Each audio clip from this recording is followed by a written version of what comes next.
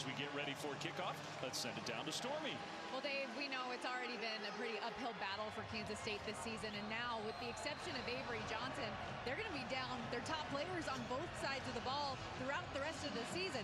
Their top wide receiver, most explosive play threat, Jace Brown, suffered a season-ending injury last game. Their running back, Dylan Edwards, who's up and down with injuries this year as well, officially left the program recently, and their lead tackler, Austin Romaine, had been playing through a painful hand injury the last few weeks. He ended up having season-ending surgery. So to recap, top wide receiver, running back, and lead tackler all out down the stretch. Despite it all, though, head coach Chris Kleiman did tell us he's proud how his team has reacted and stayed in the fight, and they're going to have to continue to grind it out here today against a tough Utah team, guys. All right, Stormy, thanks. A lot of adversity. It's been a tough year overall for Kansas State. Started, of course, overseas in Ireland. Whether that had an impact on their early season results, I think a lot of people believe that it did. They've played better recently, Brock. Last week, ugly, but they did get a win in Stillwater.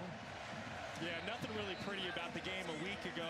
And you talk about the Kansas State season, you look at their record, 5-5. A lot of people around the country think that this is a much better Wildcat team. 3 of those 5 losses by just a couple points. It's been a really tough year for the Wildcats. Yeah, problem is now missing so many of those top players, as Stormy just detailed. One guy they do have healthy is Avery Johnson, who came to Kansas State with so many accolades. He was one of the best quarterbacks in the country a few years ago, 2023 top 100 prospect. This is his 25th consecutive start. So Avery's got a lot of playing experience. He's climbing up the all-time record lists in K-State football history. He's had a solid year, not always perfect, hasn't had a ton of help with playmakers in the run game on the outside. He needs some help. And we'll see if he can get it here today as the Wildcats have the ball first to start this game. And a first play run to the left side, and Joe Jackson just had nowhere to go. And you know, just to finish a comment on Avery Johnson, you know, I just don't think the 5-5 team record really says, you know, the type of season he's had. Yes, he struggled mightily a week ago on the road at Oklahoma State, but he's done some good things. He's improved his completion percentage from a season ago. You see that, over 2,000 yards through the air, another 400 on the ground, and 24 total touchdowns. He just hasn't had a great supporting cast around him. 2nd and 11, first drive of the game for the Wildcats, and Johnson gets rid of it, and the ball's dropped. Well, to your point, Braden Lofton, that was right there, passed right in his hands, and that would have been a first down, a big play. Instead, it's going to be 3rd and 11. And just a critical error early in this football game. You have to stay ahead of the sticks. Great job by Johnson, recognizing the pressure, getting the football out. But you mentioned the drops. This is something that has plagued this offense all season long, and today at Rice-Eccles Stadium, a very tough atmosphere. You can't have those plays. Chris Kleiman, you saw a quick shot of him, the longtime head coach in Manhattan, told us, if we don't lead the Big 12 in drops, I wonder who does.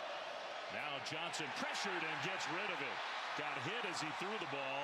Scooped up by Barton. He takes it in, but that's an incomplete pass. I'm certain of it, and they will blow the play dead. John Henry Daly got the pressure in. Well, communication has been an issue for this Kansas State offensive line. You go back to a week ago, they struggled against pressure with Oklahoma State, and this is just miscommunication. Who's going to block John Henry Daly?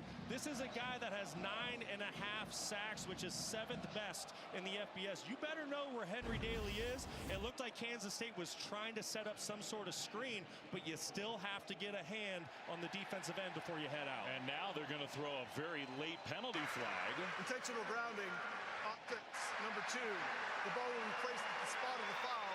The penalty includes loss of down, 4th down. And Chris Kleiman very unhappy with that penalty. It took him a long time to talk about it. They decide it was intentional grounding. And I think that's a good call by the officials. There is a running back in Joe Jackson somewhat in the vicinity, but the ball, it looks like, kind of hit 6 to 7 yards away from the running back.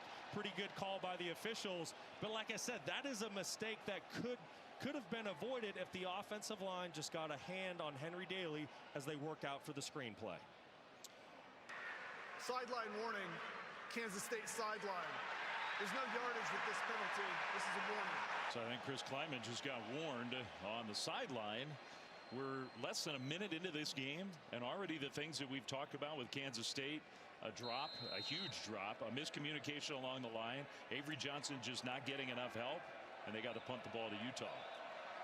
So on 4th and 20 and pressure on the punter. Fair catch signal made outside the 40-yard line. So excellent field position for this Utes offense, which has been just about unstoppable lately. Why?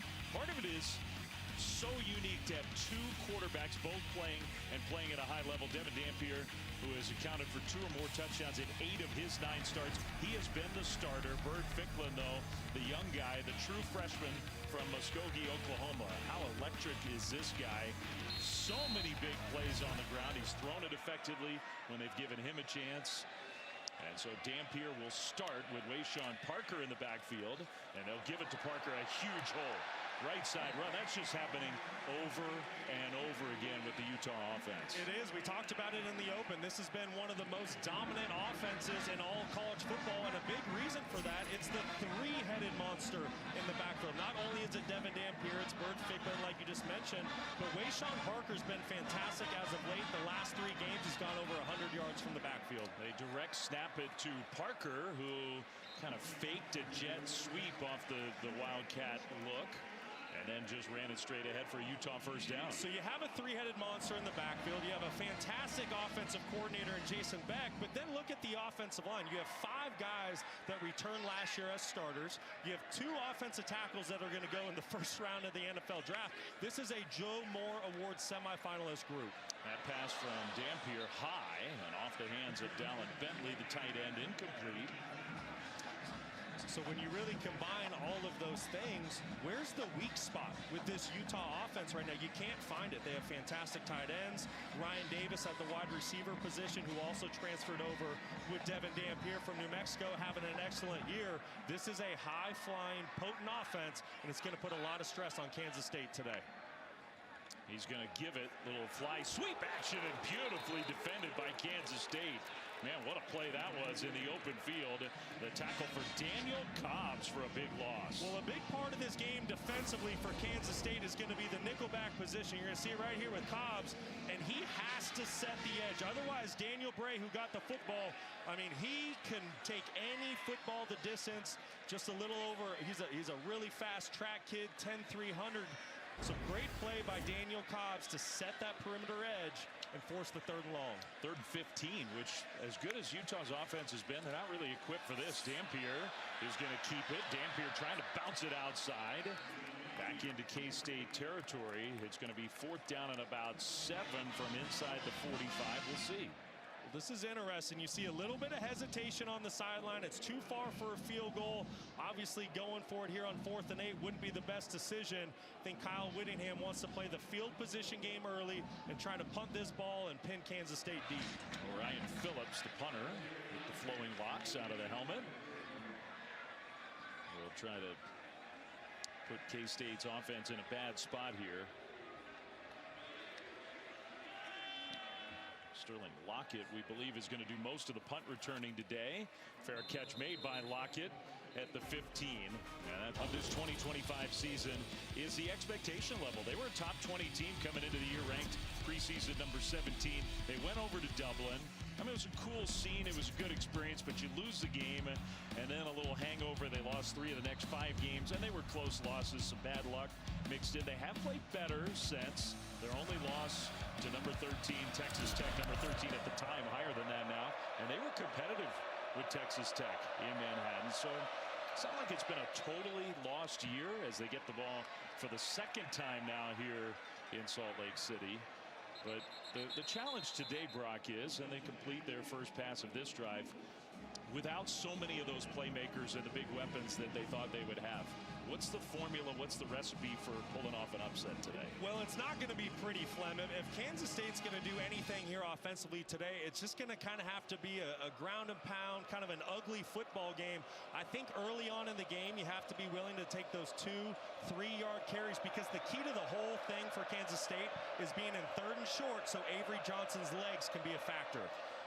Play fake, and then Johnson and his receiver were not on the same page. He just airmailed Jerron Tibbs out of bounds. It's 3rd and 5. And we've already talked about it. Kansas State going back a week ago and early on in this football game, it's communication. And you can tell Avery Johnson just not on the same page with Tibbs.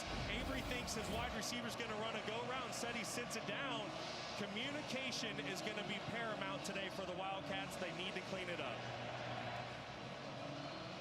Communication with the noise of Rice Eccles. It was interesting talking to Chris Kleiman because he's never been here before. And John Henry Daly, 9.5 sacks on the season. You have to know where he is at all times. He's getting into the backfield. That's where he is. Johnson slings it out, and that pass is caught for a 1st down. And Tibbs held on to this one. That was a good play by the quarterback. Really nice job by Johnson navigating the pocket. The thing I love most, he gets the pressure from Henry Daly, but watch how he keeps his eyes up, keeps him downfield, and that's why he's able to pick up a 1st down for his offense. Really nice play by Avery Johnson. It was close. That ball came close to hitting the turf there, but they called it a catch. 1st and 10 Wildcats, their first down of the game. Jackson to the backfield. He'll get the carry. Bounce it left side, and now a big gain across the 40 to midfield, and still going all the way down to the 30-yard line. The explosive run plays, which just have not been there very often for K-State. That's a huge one. Excellent job by Joe Jackson being patient. He gets the defense to commit inside, and then he bounces it outside with a great jump cut to pick up an explosive gain for Kansas State. This is exactly how Kansas State needed to start the game a week ago on the road against Oklahoma State. Their first 4 possessions resulted in 4 punts. So this is a good sign if you're a Wildcat fan. 44 yards on that run play, well into Utah territory. 1st down from the 30. Jackson still in the backfield, and he's going to get another carry, and this time John Henry Daly drags him down for a loss. Well, not only does John Henry Daly affect the pass game as a pass rusher, but you can see the tenacity that he plays with off the edge, hawking down the running back from behind. Fantastic instincts for Henry Daly. It's a pretty cool story, isn't he? He's sort of a self-made player, not a guy who's going to pop off in terms of the measurables and the just pure athleticism. He just turned himself into one of the better defensive players in the country. That's right. From a young player that wasn't really seeing much playing time a year ago, met with defensive coordinator Morgan Scalley, and now he's made a huge difference with an offseason of improvement. K-State, another mistake up front. I think everybody went, but then the ball wasn't snapped. Number 54, 5-yard penalty, 2nd down. Well, that's interesting, Flem, because it looked like Avery Johnson was using a voice cadence. You can see how his helmet's moving. There's no clap. There's no foot lift. This is way too loud of an environment to try to use your voice from shotgun. Offensive line wasn't able to hear him. They jump off sides. We asked Avery this week about that communication, about how to account for the crowd noise. He even was telling us some stuff about how he's got to be louder inside the huddle to make sure his teammates can hear. Handoff and squirting through out into the open field, cutting it back left. Antonio Martin, touchdown. Wow, what a run from the 2nd stringer. 37 yards, at Kansas State is on the board first. What a drive by the Wildcats, and an even more impressive run by Antonio Martin. His offensive line did a terrific job of winning level 1. Martin Jr. stayed patient, and when the hole opened, ran through it and hit his head on the goalpost. Very impressive by the Wildcats. Wow. A run of 44 yards, and then the touchdown run of 37. 2 explosive plays on the ground for K-State. Luis Rodriguez, extra point. And that is up in. What did Chris Kleiman say to us about Antonio Martin? I think he might be able to help us this week. And we saw it on that last play. Rice Eccles Stadium right now is silenced and in shock. Kansas State up early, 7-7.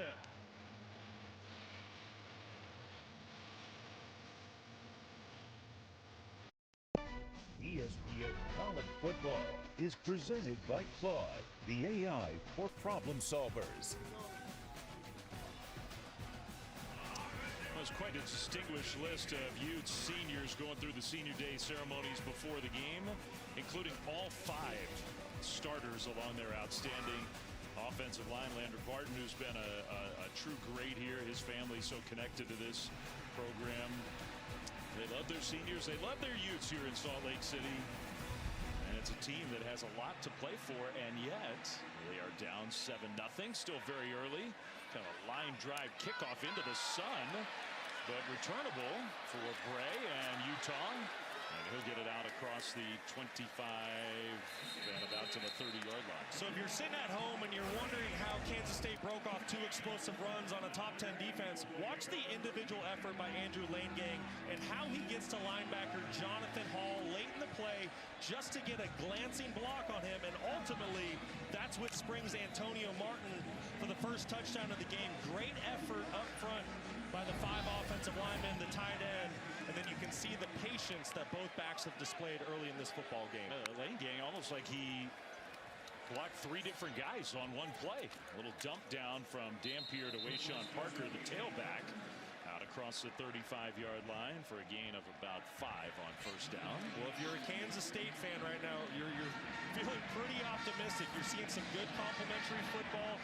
Your defense had a great first series out there, forcing a punt on this high, potent offense by the Utes, and then you see what your offense is doing. We'll see if Utah can answer. Dampier keeps left side, trying to get around the corner, shoves a defender. My goodness, just tried to bully Gunnar Maldonado out of the way.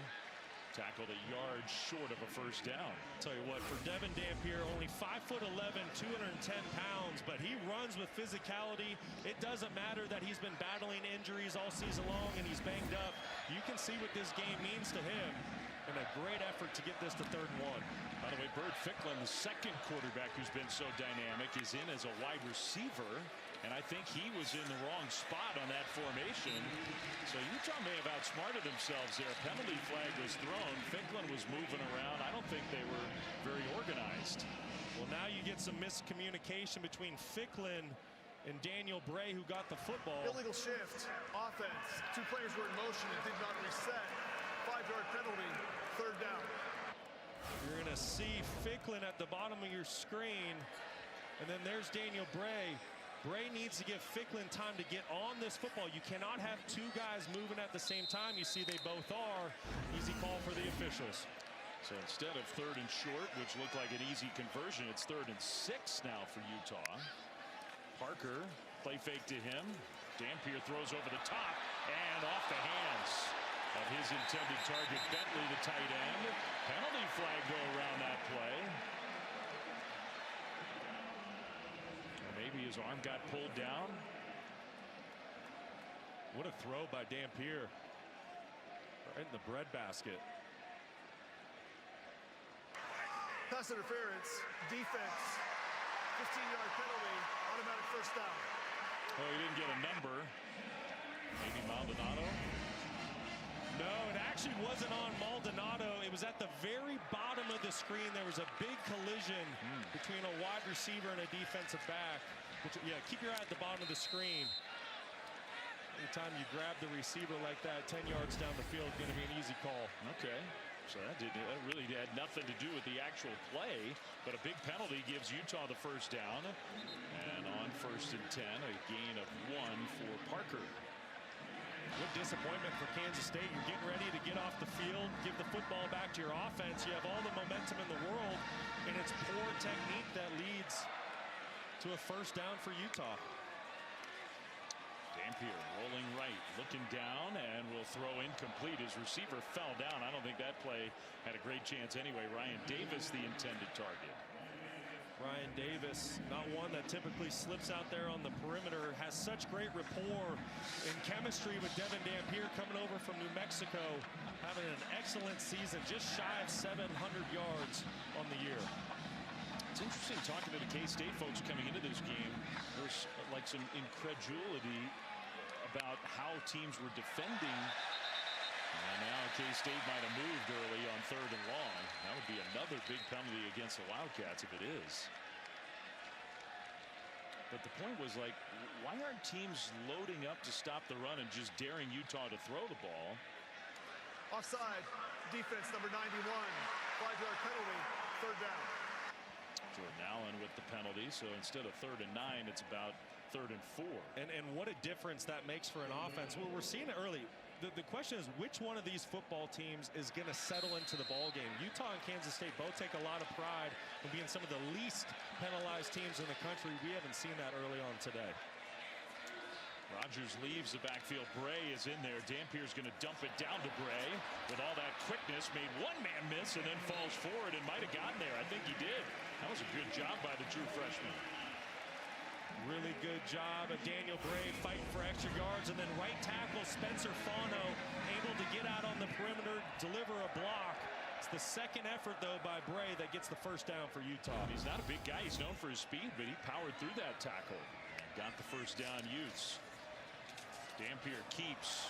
Made one man miss. He's looking pretty spry here in the first quarter. But tackled for a gain of just a yard. Give a lot of credit early on to this Kansas State defense. It is not easy to defend Jason Beck's offense. You're seeing it early. There's constantly jet sweeps. You got quarterbacks going the other way. Different personnel groupings. There's a lot of eye candy that's presented to a defense to try to force hesitation. But right now, defensive coordinator Joe Klanderman has his unit playing top-notch football. Fake to Parker. Dampier takes a hit and incomplete. He had Davis open, but the pressure came on the quarterback to force the incompletion. Just a step away from getting there, Ryan Davis was. But you're right, Flem. It's the pressure by Kansas State and Asa Newsome. It's going to come right off the edge. That's Newsome, the outside linebacker. And that's what forces Devin Dampier to be a little bit inaccurate. And here we go again with a 3rd and 9. Can Kansas State force a field goal, get this ball back to their offense?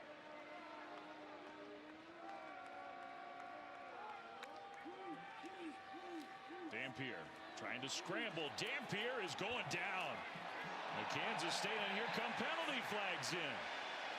Maybe a late hit on the quarterback. Kansas State, the penalties on this drive just are killing their chances. They've made some good plays, and it's just unnecessary. 52 right there. Ryan Davis comes in with the late hit. Personal foul, late hit with targeting. Defense number 52, 15-yard penalty, automatic first down. The previous play is under further review. I mean, if you're going to beat a really good Utah team, you have to start by not beating yourself. And right now, keep an eye at the top of your screen as 52 comes in. I mean, that is just way too easy for the officials. It's not a smart play. It's unnecessary. It's clear as day that Dampier's going down.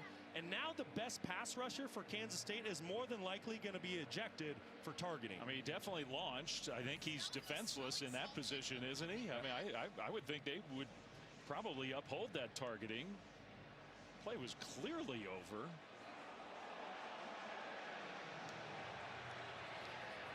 And you just got to think that this is a Kansas State football team that's just frustrated with how their season's gone. This is a team that was supposed to contend for a Big 12 title this year. Instead, they're sitting at 5-5. But regardless, you got to play smarter football than that. That was just unnecessary by Ryan Davis. They had the weird pass interference on 3rd and long that wasn't really a factor in the play at all, but gave Utah first down.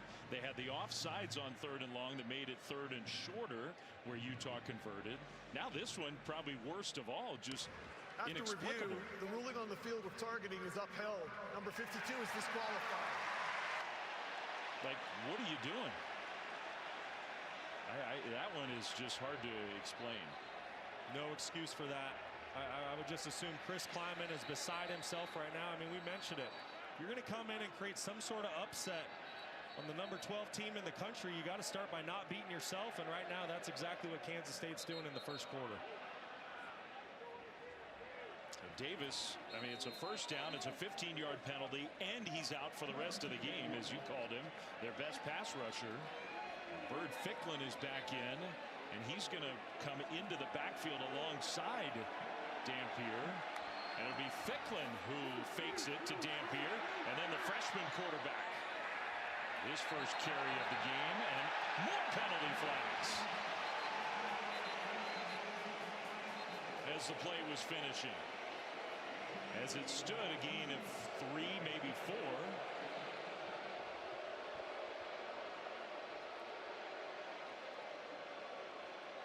this might be a face mask call on Kansas State.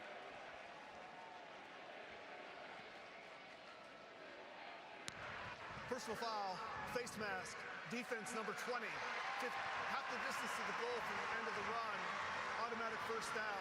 Number 4 can remain in the game because the helmet was involved with the penalty. Ralph Ortiz committed the penalty. It's just poor technique. You know, you've had some self-inflicted penalties, and then you've had poor technique penalties early by Kansas State. This is one of the most mistake-filled drives I can ever remember for a defense. 45 yards of penalties on this drive alone, and that's going to lead to a touchdown. Bird Ficklin over the right side, the true freshman quarterback with the first points of the game for the Utes.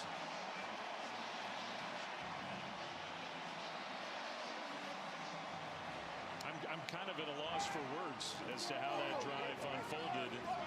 Just one penalty after another against Kansas State, gifting Utah the field. And that's not what Kansas State has done under Chris Kleiman. I've mentioned it earlier, one of the least penalized teams in the country. Very uncharacteristic of the Wildcats. Extra point is up and good. And that ties the game. Yeah, what an outstanding year Bird Ficklin has had. We talked to his head coach yesterday. Said no situation has been too big for the true freshman. Great answer by Utah. Chip, a little gadget play. Mayava to Lemon to Hines for USC. And no one was fooled. There's pressure on the way to pressure Lemon, and then Hines was well covered. It just was a perfect throw and an outstanding catch. A Chinook touchdown. It's tied for 14. All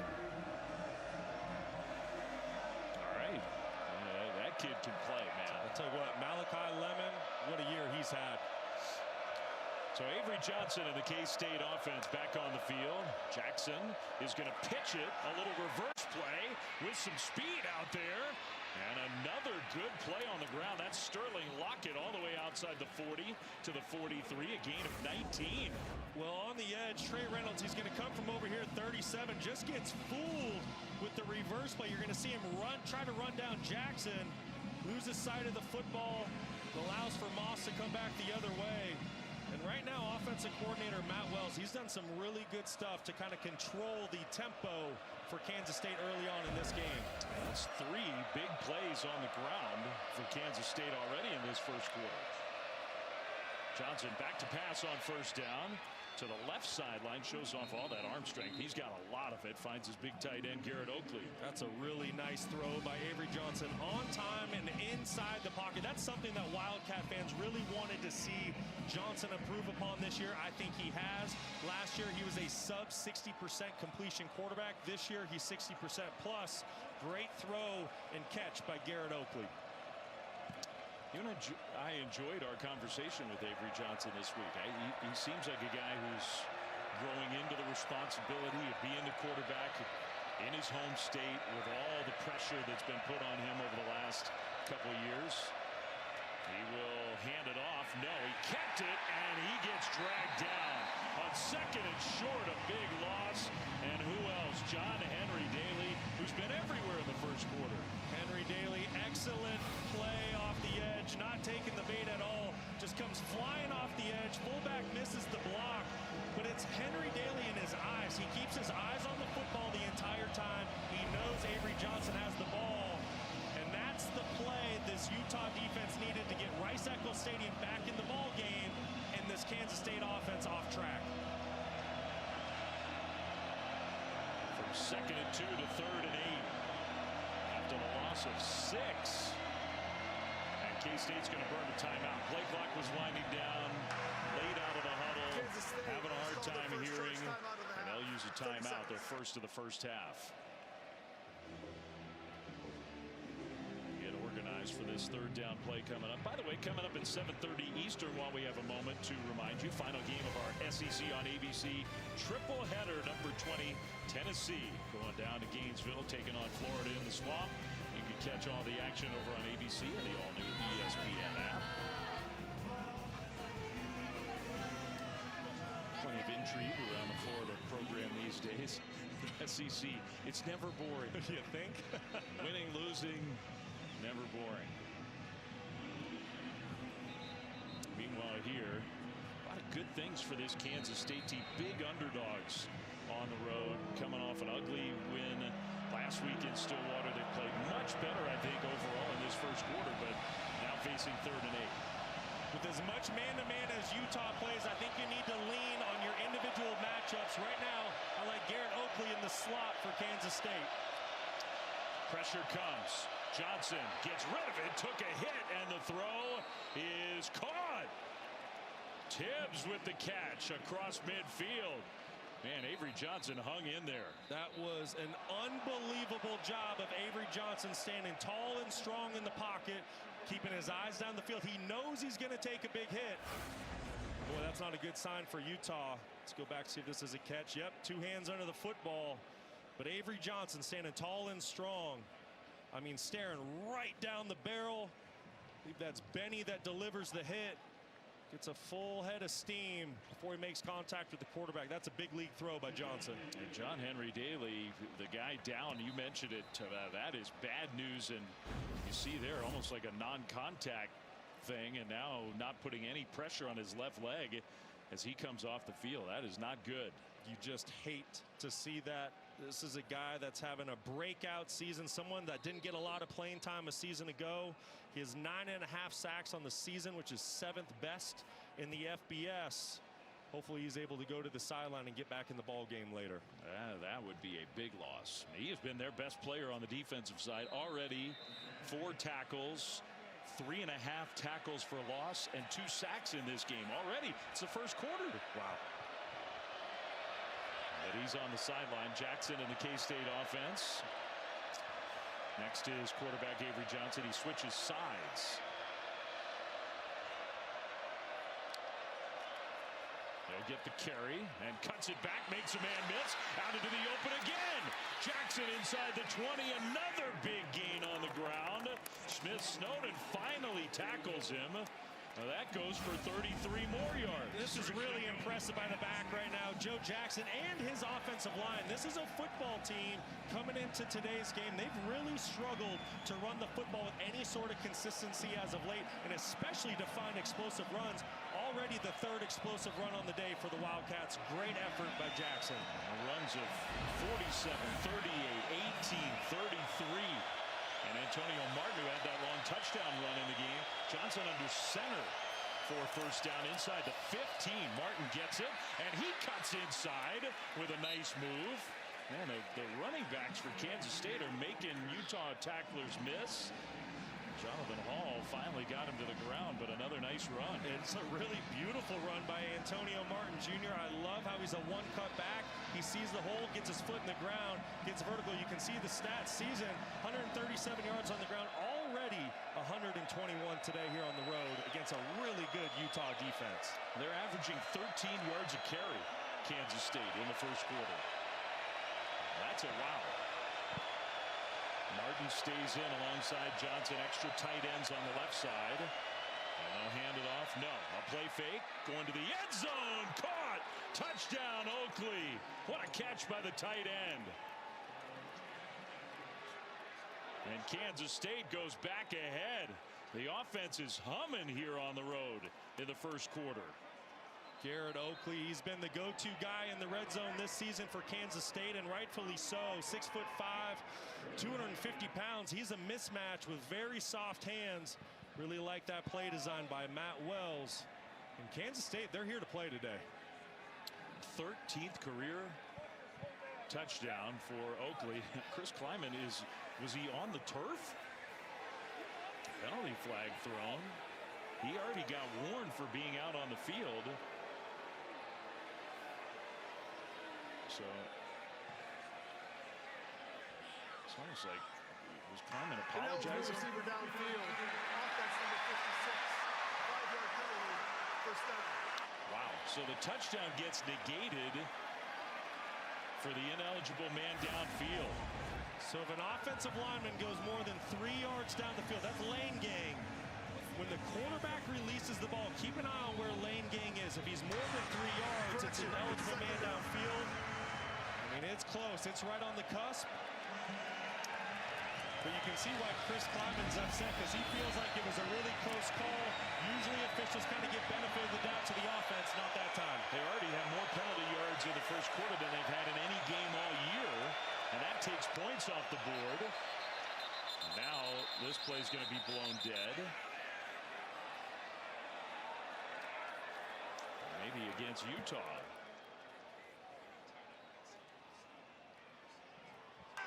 Offside, defense, number 98. Half the distance to the goal, second down. Vakalahi. Yeah, just inside, getting a little head start. You can see it looked like Avery Johnson might have been trying to work a hard count. You can see his head bobbing. That means he's using his voice as well as the clap. Clearly getting the big defensive tackle inside to jump off sides. So 2nd and 4, they can get a first down. Jackson back in the game. Johnson under center. They'll give it to Jackson. And nowhere to go. He gets swallowed up at the 5, maybe got a yard.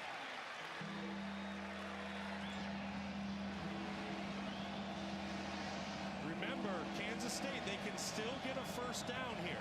There's still an opportunity for that, so don't be surprised. I think they're probably going to let the clock run down and get to the end of the quarter and discuss this on the sideline, but they might keep it on the ground here in order to try to get it to 4th and short or just pick up a fresh set of downs. Well, it looks like that's exactly what they're going to do. A first quarter where Kansas State has to be pretty pleased with the way this game has gone. Without a doubt. Outside of the 7 penalties, this is exactly how Kansas State wanted to play this football game. Oh, yeah, there are those. Just 7 of them. Other than that, though, the Wildcats have come to play. And the ground game has been explosive. That's what we've been saying lately about Utah. But the Utes. Tie game in Salt Lake City back here with Kansas State head coach Chris Kleiman. Penalties take points off the board. They lead to points on the other side as well. How stressful has this been? Well, we're playing hard. We're playing physical. We got to get rid of the flags a little bit. Some of that's on us. Some of that they got to let us play a little bit. But I'm proud of our guys, man. We're trying to play big boy football here, being able to run the football at them and trying to make this a 4-quarter game. And our kids are ready to play today. Thanks for this. You bet. All right, thanks, Stormy. Thanks, Chris. There's some big boy football for you. Touchdown, Avery Johnson. How about that?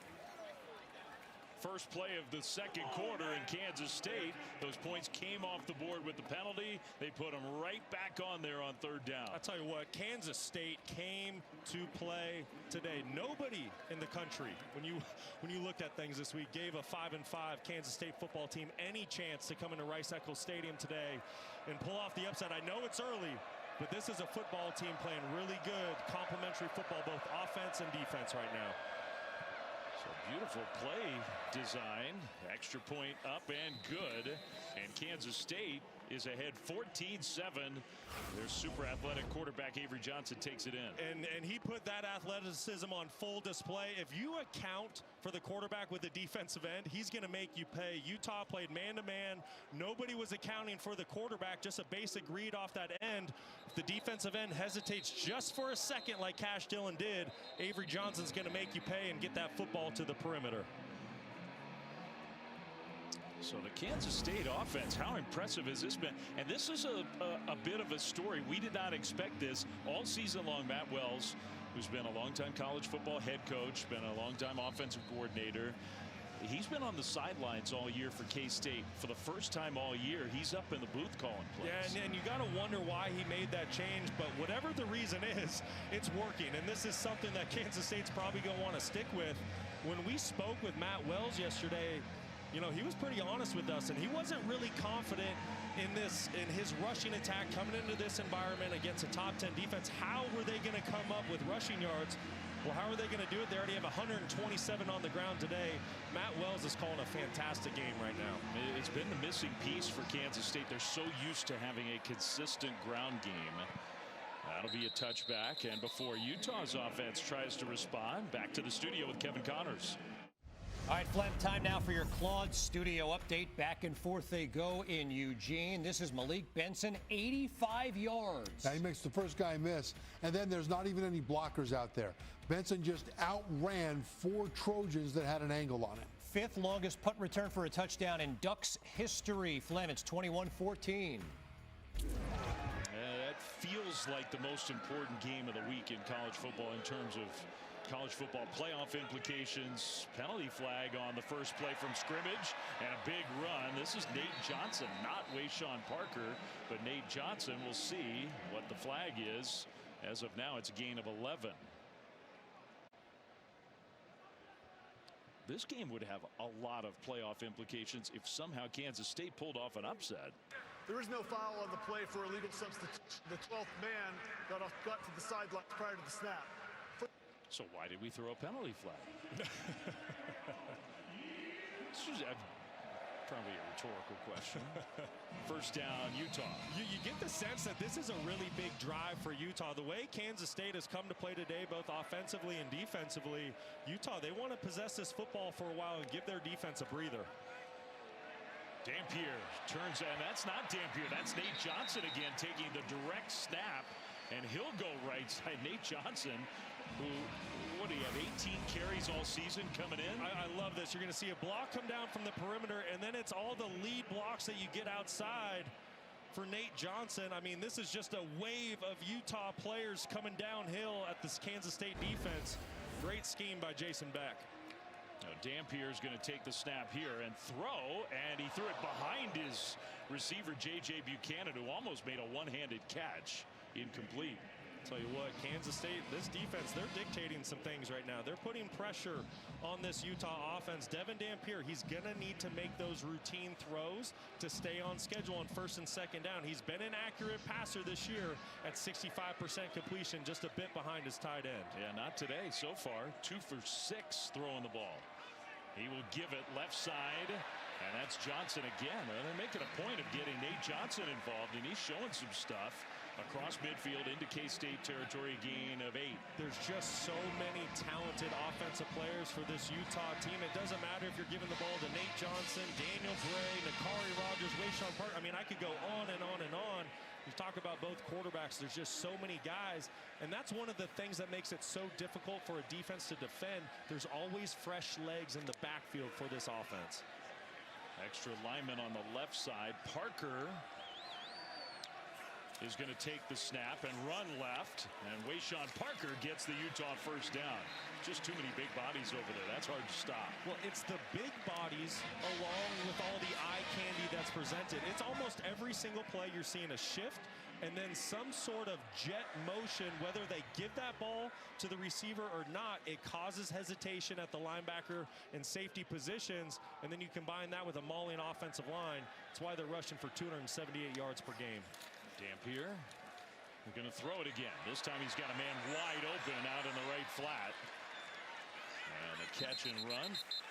Good enough for a first down. Is that Creed Whittemore? Welcome to the game, Creed. I was going to say, we're seeing a few names and faces that haven't typically been out there for this offense this year. Great job by Whittemore taking advantage of the one-on-one matchup outside. He's got a chance to be a good player here. Sophomore from Gainesville, Florida.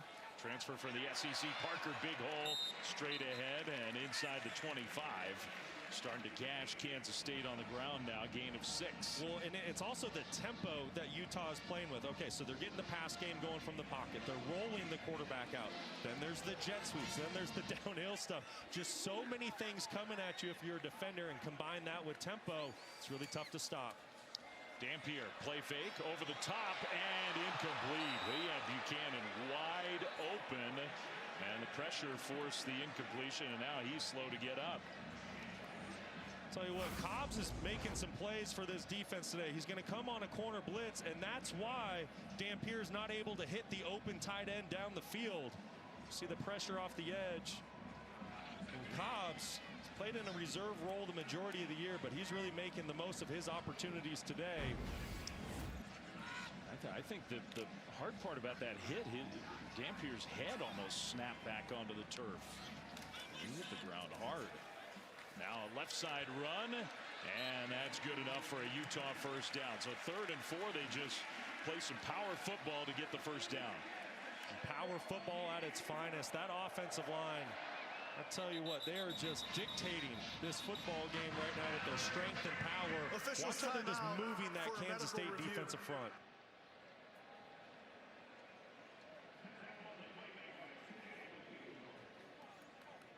So now a stoppage. They acted like somebody was hurt, but I didn't see an injured player. So whoever it was got off the field quickly. Wesley Fair, I think, was the guy who got dinged up for Kansas State. So they may not stop this for a full injury timeout. Kansas State, big underdogs on the road, leading 14-7, second quarter. But Utah's powerful ground offense on the move here. Dampier and Bird Ficklin, those two quarterbacks who both have played so well. We haven't seen as much of Bird in this first half. And not only playing well, and you're right, Bird's been out there a little bit, not as much as we're used to seeing, but I think the unique thing about those two, both being quarterbacks, they're also best friends off the field, and they have a great relationship, and I think it just says a lot about the selflessness of Devin Dampier to take that young true freshman quarterback under his wing. They're taking Dampier to the sidelines. Well, we showed that play a couple plays ago where he kind of smashed back into the turf. You wonder if that's what's going on. So his best friend is going to have to take the field here, it looks like. Bird Ficklin, who's really a cool story, under-recruited guy, actually was recruited but not offered by Kansas State, has been spectacular when Utah's given him chances. He really has. He's to me, the thing that's most impressive, he's not operating like an 18-year-old true freshman. The lights haven't been too bright. No moment's been too big.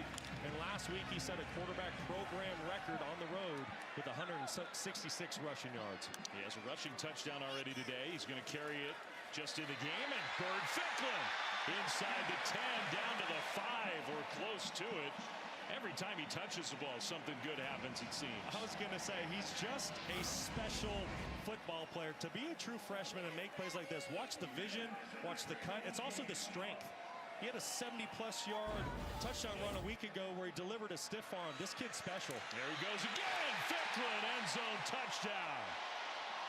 Well, he's only played a handful of snaps in this first half. He's got both of the Utah touchdowns. That one from 6 yards out. There may not be a program in the country that has two guys who are playing at such a high level at the quarterback position like the Utah Utes. That is a good problem to have if you're a head coach. No kidding. Which talented quarterback do I want to play? Devin Dampier, Bird Ficklin. And I think the most impressive thing about the two of them, neither one cares. They just want to see their team have success and win ball games. And two very talented players. Well, the ground game on both sides has been impressive. Utah up to number 12 in those most recent college football playoff rankings. Figure they got to get to 10, maybe 9. And then they've got a real, I mean, they have an argument now of being one of the best 10 teams in the country. They definitely need a little bit of help, but they better start with winning today, because right now they have their hands full with the Kansas State Wildcats. It all goes away if they don't get a win here today. Let's go down on the field to Stormy. Well, right before the Utah touchdown, we saw starting quarterback Devin Dampier have to enter the injury tent. He was in there and evaluated very briefly before coming back out and sitting right back on the bench next to Bird. No one took his helmet, so it looks like he's okay. And Brock, you mentioned earlier how close these two are. It would be so easy for a veteran quarterback who's dealt with some injury issues to give the cold shoulder to a young quarterback who's playing so well. Ficklin said what makes it work with them is that he knows his role and Devin knows he's QB1. They are so close, they talk through everything. Well, no doubt about it, Stormy. That is a very special and rare relationship for two quarterbacks. Not just like supportive of one another or helpful or friends. Like literally, they both say we are best friends with one another. Yeah, to the point where it was great hearing from both of them this week. If they're not around each other, I guess they FaceTime up to 5 times a day. Like, it's just, they're constantly with each other and just two great teammates. On second down and 4, handoff, and Jackson stopped short, so it's going to be 3rd and 2 here. For this Kansas State offense has been really impressive. And they scored 14 last week in the whole game against a struggling Oklahoma State team. Been much better today, but this is a big play. Oh, huge play here, but this is exactly where Kansas State wants to be on third down. When you're 3rd and 3 or less, that means Avery Johnson has the ability to keep the football and use his legs in 3rd and short. Don't be surprised if you see some sort of design QB run. And this is where Kansas State staying in the huddle very late, then to the line quickly. Part of their strategy maybe here on the road. Johnson keeps it. Johnson straight ahead and with some strength. He got the first down to look well. One of it. No. Wow, spotted short. Man, he looked to me like he got it easily. And maybe the knee was down. I don't know if that's a great spot by the officials. We'll see here on this replay. I sure thought from up here it was a first down. Wow. Where is the football when his knee first touches the turf? If I'm Chris Kleiman, this is one I might want to look at upstairs. Now that looked like a really tough spot for Kansas State. They're going for it anyway, and now whistles, and I think they The are. previous play is under further review to see if the runner gained the line gain. All right, so they're going to look at it. We'll step aside. We'll give you one look before we go to the commercial break. Was his knee down? Where's the ball? Looked like a first down. We'll see.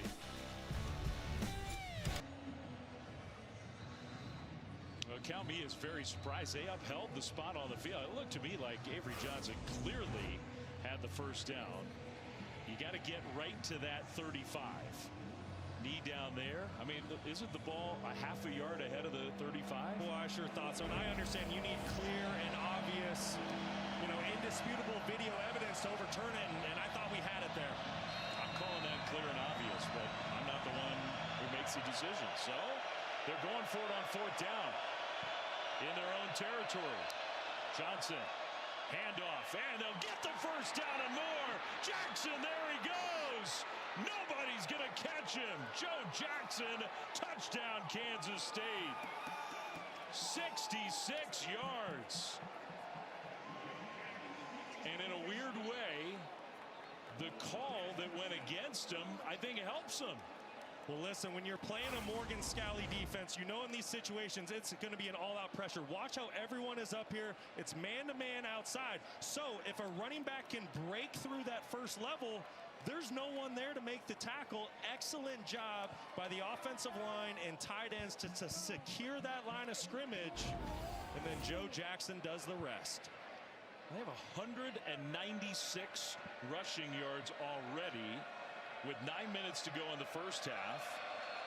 Extra point here is up and good. And the point I was making, if it's first down, you don't have that kind of defense that you're describing. They didn't get the call, and this is what the result was. That's right. Matt Wells has found a chink in this great Utah defense's armor. Right now, K-State is dictating this football game. Comb the trophy this year. We're playing like a Where's Waldo game today with the Utah students because Ella Wells, the daughter of Matt Wells, K-State's offensive coordinator, is a student here. She's in that mix somewhere. 21-14. Wells and the Wildcats back ahead. Well, Jackson's going to get the credit for the touchdown, but I need you to see these blocks up front, and then tight end Swanson, and then really it's the pull by Vass. It's really those 3 parts. You have Pastore, Vass, and Swanson just do an excellent job of securing level 1. I mean, not a finger gets laid on Joe Jackson once he breaks through that line. Great job up front by that offensive line and tight end. They are fired up. Look at Vass. He's feisty on the sidelines. Ficklin, the quarterback again. The jet sweep fake. And Bray took a hit, and then Ficklin got maybe back to the line of scrimmage on first down. This defense has done such a great job today of just doing their 1/11th. What do I mean by that? Every individual on that field is just doing their job. No one's trying to be a hero. They're staying in their lanes. They're staying eye disciplined, and that's why this Utah run game hasn't exploded like it has the past month. Play fake. Dampier back in, and that throw was off target. He had a man wide open, Bentley, the tight end, and missed him. Just another off-target throw, and we've seen a couple of those out of Devin Dampier today, and that's something that he has not done this year. He's been a very accurate passer, 65% completions on the season. He's 11th in the country when it comes to total QBR. But like I said, he's had a couple errant throws this afternoon. That's pitch and catch stuff there. He's 3 for 9, Dampier is. So now 3rd down and 9. The K-State defense has a chance to get a stop. Pressure picked up. Dampier's going over the top left side, and the pass is caught. What a catch and what a pass. J.J. Buchanan, the young tight end. Oh, Dampier much better that time for the big play. What a throw. What a catch. J.J. Buchanan. He's a tight end, 6'3", 225 pounds. He's matched up on a cornerback. Once again, that is a tight end that looks like a wide receiver running down the field. But how about that throw by Devin Dampier just when the Kansas State defense was challenging the quarterback? It was man-to-man coverage across the board. They brought pressure. They said, hey, beat us with your arm. You've been inaccurate today. Dampier delivers a beauty down the field. And the true freshman tight end from Las Vegas with the 60-yard reception. There was a penalty on the play against K-State, declined, so they keep the long play, and back inside the 15. Direct snap to Parker, and he gets swallowed up. Maybe got to the line of scrimmage. Travis Bates made the play. Kansas State playing without Ryan Davis, maybe their best defensive end pass rusher. Targeting, got ejected from the game fairly early in the first quarter. Well, that's a huge loss for a defense. And then when you add the fact that leading tackler Austin Romaine, the great linebacker, is also out of the game, makes this defensive performance even more impressive right now. Good throw from Dampier that time to Whittemore, who's been involved in the offense in this first half. And that shoved out of bounds inside the 10 to set up 3rd down. Well, Utah has been one of the best red zone offenses in the entire country this year. They're scoring touchdowns at 80% a clip. So if you're defensive coordinator Joe Klanderman, what can you come up with here on 3rd down to force a field goal by the Utes? The Utes do not like to kick field goals. They sure don't. They do not want to do it. Bird Ficklin is in the game, but he's out as a wide receiver on the left side. Dampier takes a snap, bounces it right, turns a corner. Dampier, pylon. Touchdown, Utah.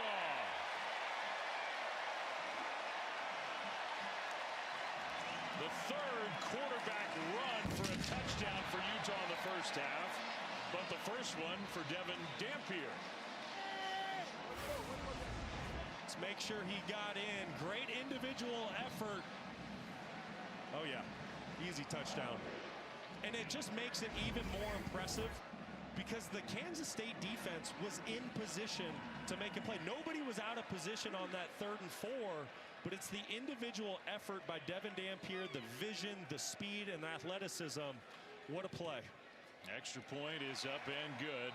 So Bird Ficklin has 2 rushing touchdowns, and now his very best friend in the whole wide world has one. Two-headed monster at the quarterback position. I mean, you see all those white jerseys. The gap integrity is exactly where it needs to be, but it's just the athleticism of Dampier and the want to go make a big-time play for his offense to tie up this ball game. Just so impressive. These Utah quarterbacks truly are extra running backs. That's how good they are, both of them, in the ground game. What a first half. Yeah. And then it just so happens that those quarterbacks / running backs can also throw dimes down the field 40 yards. And now you're seeing why in the last month of football, this Utah offense has led the nation with 51 points per game. They're just so explosive. Last week they went to Waco. Now Baylor is a team coming into the year expected to be a contender in the Big 12 Conference. Utah went to Baylor and rushed for 380 yards. Yeah, and Bird Ficklin, he was 166 of those. Set a school record for most rushing yards by a quarterback in a single game. And whether it's Dampier, whether it's Ficklin, Wayshawn Parker, it doesn't matter. This offense can score anytime and from anywhere. Back and forth we go. We still have 6:51 to go in the first half, and it's 21-21. With more than 400 yards of offense on both sides. How about time for our Never Settle, brought to you by State Farm. Well, how about this Wildcat rushing game today? This has really been an area of worry for this football team this year, but not today. 196 rushing yards already here today in the first half. It doesn't matter if it's Johnson, it doesn't matter if it's Joe Jackson or Antonio Martin. All three of them have been big-time contributors. I think you need to give a ton of credit to the tight ends and offensive line, because right now they are opening up gaping holes. Runs for 47 yards, 37 yards, 33 yards, 66 yards. Jackson gets it again, hits the hole, and gets dragged down close to the 30-yard line on the first play of this drive. After Chris Kleiman said to us, you know, the missing piece for us has been no explosion in the run game. Yeah, well, I would say Matt Wells figured that out today. You can see that explosiveness. And remember, this is an offense a week ago that went on the road to an Oklahoma State team that's really struggling. And their first 4 possessions of the game were all punts. Certainly not the case today for Kansas State. Defensive player Jackson Benny, who's been a really good performer on the defensive side, already missing John Henry Daly. Now Benny goes to the sidelines. Well, Utah's defense getting a little beat up here. That sort of late break out of the huddle. Johnson takes a snap, throws middle, and off the hands of his tight end. That's Will Ancio. You know, Dave, you've talked about the late break out of the huddle for Kansas State a couple times now today. The reason why they're doing that is they don't want to give defensive coordinator Morgan Scalley time to try to evaluate what this Kansas State offense is trying to do and then make adjustments. So I love what Matt Wells is doing. He keeps his offense in the huddle, late breaks, so this Utah defense cannot make adjustments. Utah's defense trying to make adjustments right now on 3rd down and 5. Johnson in the pocket. He'll throw, and it's incomplete, but the penalty flag is thrown, trying to hit his tight end Oakley, who almost got clotheslined as the ball was on the way. It's going to be on Teo Johnson, trying to cover the big tight end in man coverage. Just poor technique, gets out of position, and puts a hand out. Pass interference, defense, number 5. The ball will be placed at the spot of the foul, automatic first down. Like I said, Teo Johnson, he knows he's beat early in the down, so rather than giving up a big play, he's just going to grab and hold the tight end real quick. Some might call that a heads-up play, just so you don't give up a bigger one. I think that would qualify. So 1st down, Kansas State.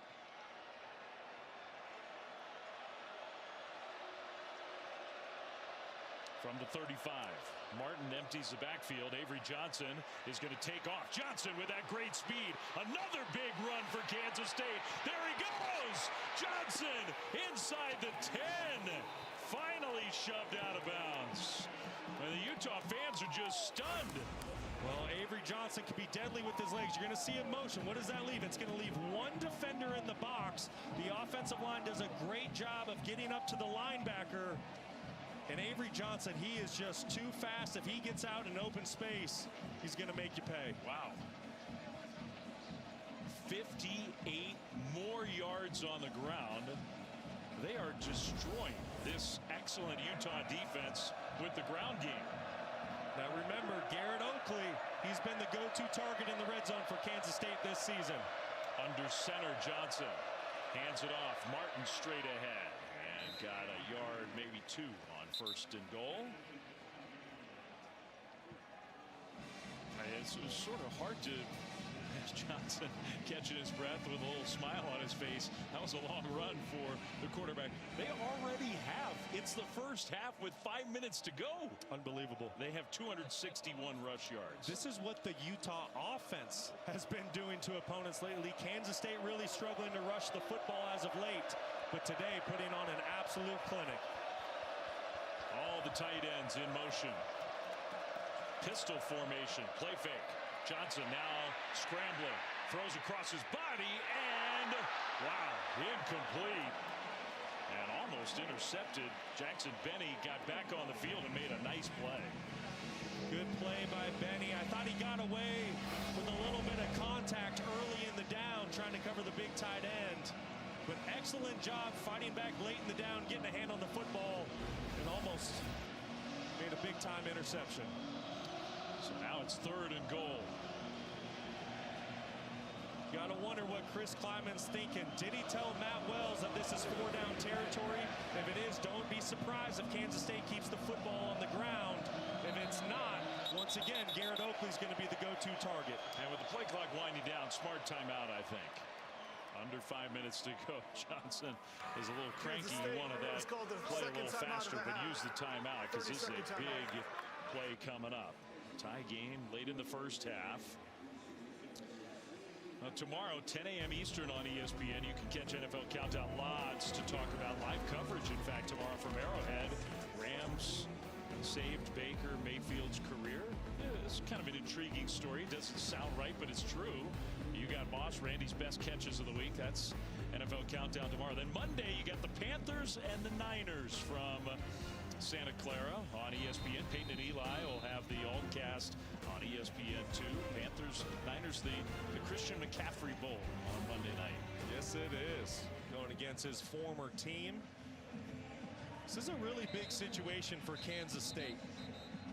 You have Utah somewhat on the ropes. I think you have Utah surprised. I don't think anyone expected this to be a 21-21 ball game here in the second quarter. What does Morgan Scalley come up with here? In the past, he's always been a guy in these situations. He wants to play man coverage and bring pressure. So if I'm on the other side, I'm Matt Wells. I'm going to call my best man-to-man beater. I'm actually going to call 2 plays in the huddle, 1 for man, 1 for zone. But whatever I do, I want to make sure this football stays in Avery Johnson's hands.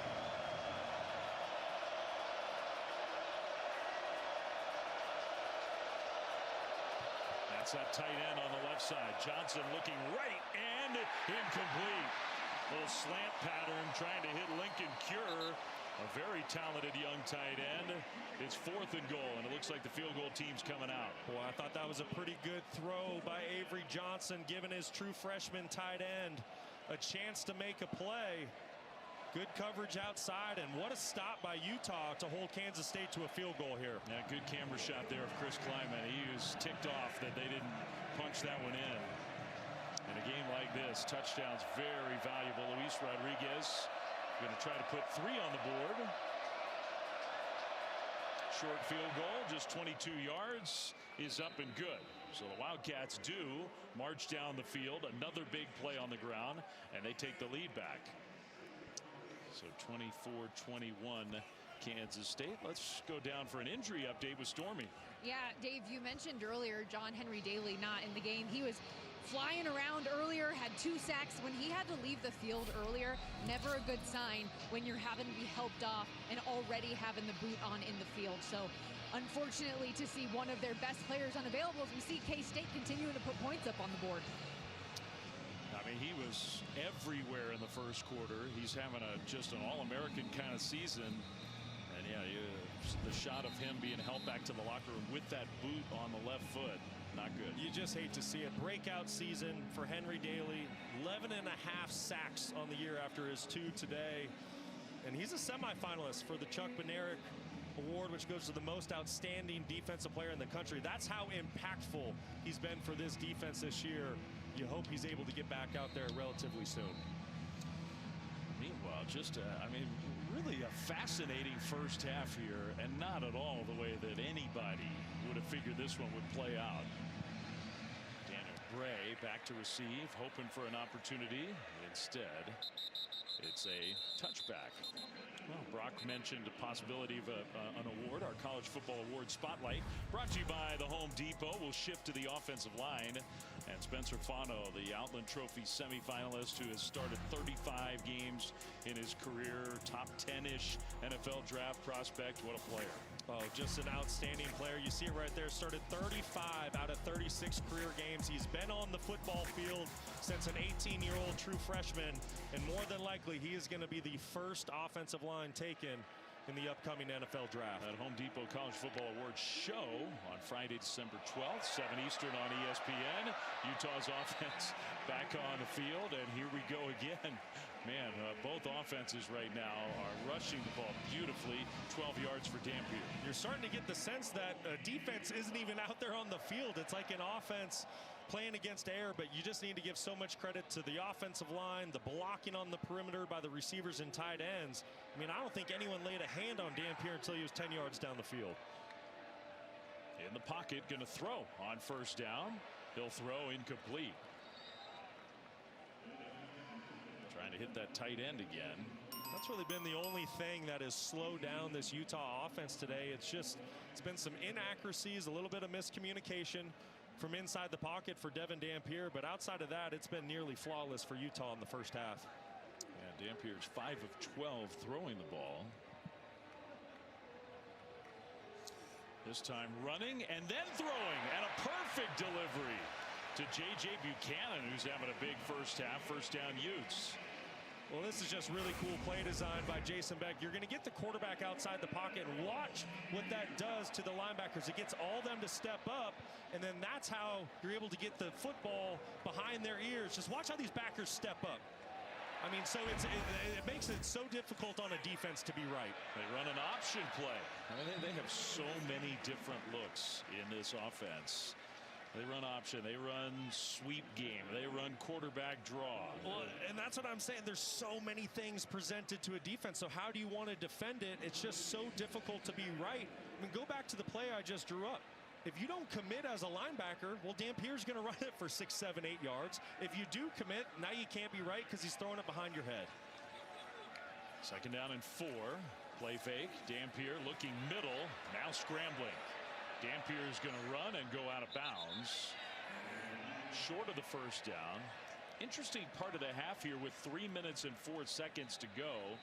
The Utah wants points, however they can get them, and maybe a Kansas State player Officials down on timeout that for an injured far defensive sideline, player. by the way. Malcolm Alcorn Crowder slow to get up, defensive lineman. Good to see him actually get up. Not feeling great, though. The junior from Brockton, Massachusetts. Good player, someone that's been getting more playing time as of late. Every single time he steps foot on the field, just gets better and better. When you talk about injuries, this is just a defense that's been decimated. Ryan Davis knocked out of the game in the first half for targeting. We mentioned Austin Romaine, the leading tackler at linebacker. He's out. Had some issues in the secondary. So they're thin right now. Hopefully Malcolm's all right. 3rd and 4 coming up here for Utah. And how critical is this? Because if you're Utah and you don't pick up this first down, now you're giving Kansas State an opportunity with plenty of time before half to go get more points. This is critical, and I would not be surprised if this is 4-down territory with Utah the way they're running the football today. I would not be either. Both quarterbacks are in the game now. Ficklin and Dampier. Dampier comes in motion. Ficklin takes the snap. Ficklin with the run. First down, Utah and more. Man, is he hard to tackle. Bird Ficklin, just a true freshman from Muskogee, Oklahoma. And another excellent run, 12 yards on the ground. 18 years old and 200 pounds, but I tell you what, he's running like he's 22 years old and 220 pounds. Just a physical runner inside the tackles. There's nothing this young quarterback can't do. The only guy who came close to stopping him was his own offensive tackle, big Caleb Lomu, who then kind of redirected and said, no, go this way. You see Utah starting to slow things down. They don't want to give Kansas State this football back before half. I think it's the right way to play it. Ficklin still in the game, fakes a run, looking to throw, slings it out, incomplete. Intended for Buchanan, true freshman to true freshman, but it'll be second down. Good decision by Ficklin. Good coverage down the field by K-State. No reason to force the football in plus territory. It does stop the clock. We have the 2-minute timeout, presumably after this next play. K-State has 1 timeout remaining. Leading by 3 in a very entertaining back and forth first half in Salt Lake City. Ficklin off the field. Dampier back in. He'll hand it to Parker straight ahead, and Parker with a power run took a big hit. And that is now the 2-minute timeout after a short gain. So 2-minute drill for Utah down 3. Wait till you see what Notre Dame is doing to Syracuse. No, That sounds a little scary. Thank you, Kevin. We'll look forward to that. And if you're flipping over to this game from one of those others that is at halftime, 261 rush yards allowed by Utah.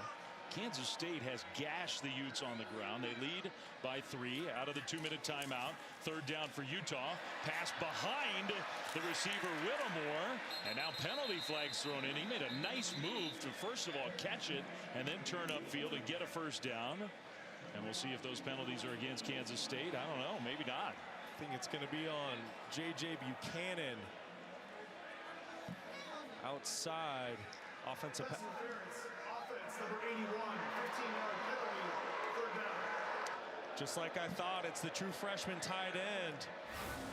And I get it. You're trying to create a man rub. He's going to work right here, and then you get the route underneath. But watch the contact down the field. Anytime you put your hands into a defender's chest, that's just going to signal to an official that you're blocking. You're not actually running a route. You might, if you're a Utah fan, think it's a little ticky-tack, but Buchanan needs to use better technique there and just run the defensive back off. That's a big penalty. Instead of a first down, it's 3rd and 22, maybe out of field goal range. Dampier across the middle, incomplete. He threw it behind Dallin Bentley, the tight end. What a sequence that was. I mean, now 4th and 22. It's massive. And now Kansas State gets the football back. 1 timeout in their back pocket. Plenty of time to go get points. And if you're Kyle Whittingham and this Utah fan base, you're just sitting here saying, what is going on? I thought we were playing a Kansas State team that's 5-5. 5-5, down and out, coming off an uninspiring performance last week. And yet here they are on the road against number 12 Utah. And getting the ball back with a chance to add on. And the punter, that wasn't great execution. Orion Phillips just booted it right into the end zone. And Kansas State will start at the 20. Well, this was a run game coming into this game today that really didn't have many explosive runs. And Joe Jackson and the offensive line for Kansas State certainly changed that on the second possession here today. You see the explosive run. And then later on, there's a 4th and short. Kansas State decides to go for it. Utah brings an all-out blitz. Offensive line tight ends do an excellent job of securing the line of scrimmage. And Joe Jackson just needs to go hit his head off the field goal post because the blocking is so good. Not a single finger laid on him. An excellent day today.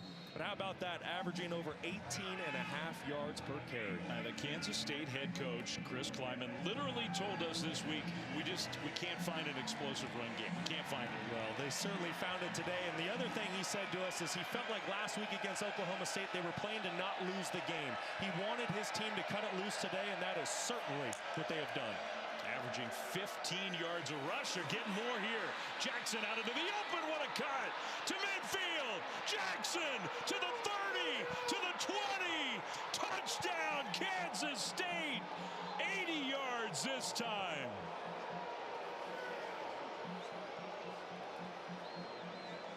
Incredible. They've done it again. 341 rush yards. It's not halftime. Utah fans are in shock. They cannot believe what they are seeing here today at Rice-Eccles Stadium. But Joe Jackson just putting on a career day. 9 carries, 229 yards.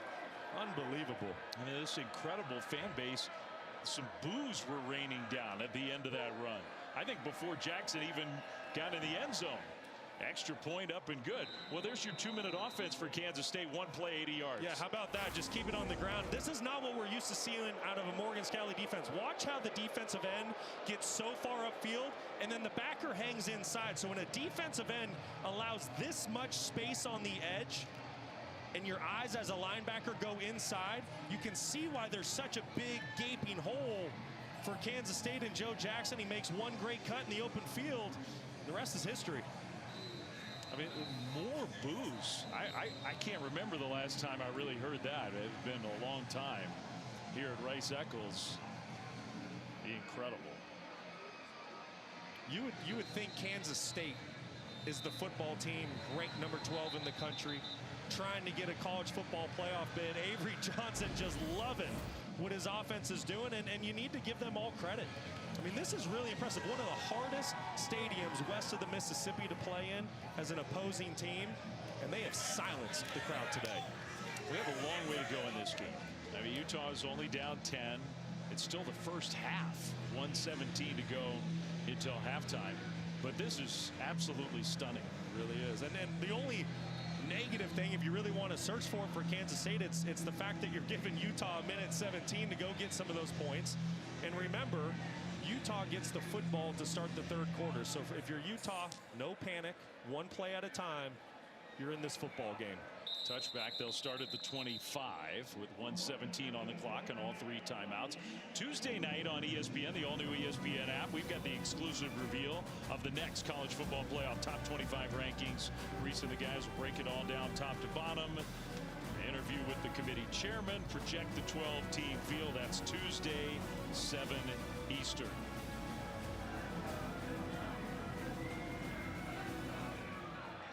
Kansas State fans bundled up here in the Wasatch Mountains watching their team put on a show. Now a little slant pass and caught by Whittemore. First down Utah. That'll stop the clock momentarily outside the 35. Really good start to the drive for Utah. As a quarterback, you always want to have a positive first play on your 2-minute drive. No need to be in a hurry. You have 3 timeouts. First down again. Dampier in the pocket. Now he's going to throw. Incomplete. That'll stop the clock. It's a really good play by Dampier just to get rid of that football. Pocket's starting to break down. You don't want to take a sack and lose precious field position, have to burn a timeout. Now, if you're Dampier, you have to keep in mind, as much as you want a touchdown on this drive, your field goal kicker, Dylan Curtis, he's got a big-time leg. So if you can just get to the 40-yard line, you're going to have a chance for points before half. 2nd and 10, Utah. Dampier throws that one, and another turn upfield by Whittemore, who's been really involved in the pass game. First down, Utah. It's a great job at Dampier recognizing the soft coverage to the boundary. It makes it an easy throw, and if Kansas State's going to give that much free access, take it all day. That's 11 more yards. Clock stopped. Now it winds again. Dampier airmails that one out of bounds. Trying to hit Whittemore again. I think Joe Klanderman had enough of giving free access to the Utah wide receivers, elected to play a little bit of cover 2 on that last play, which means you're going to press your corner, you're going to put a safety over the top, and Dampier wasn't able to get a completion. Little shot of Dylan Curtis there, the career-long 54, but Brock's right. I mean, he's got the leg for even longer than that. Little pitch play to Parker, who's trying to get out of bounds, kind of dove that way, and he did. So that saves a timeout.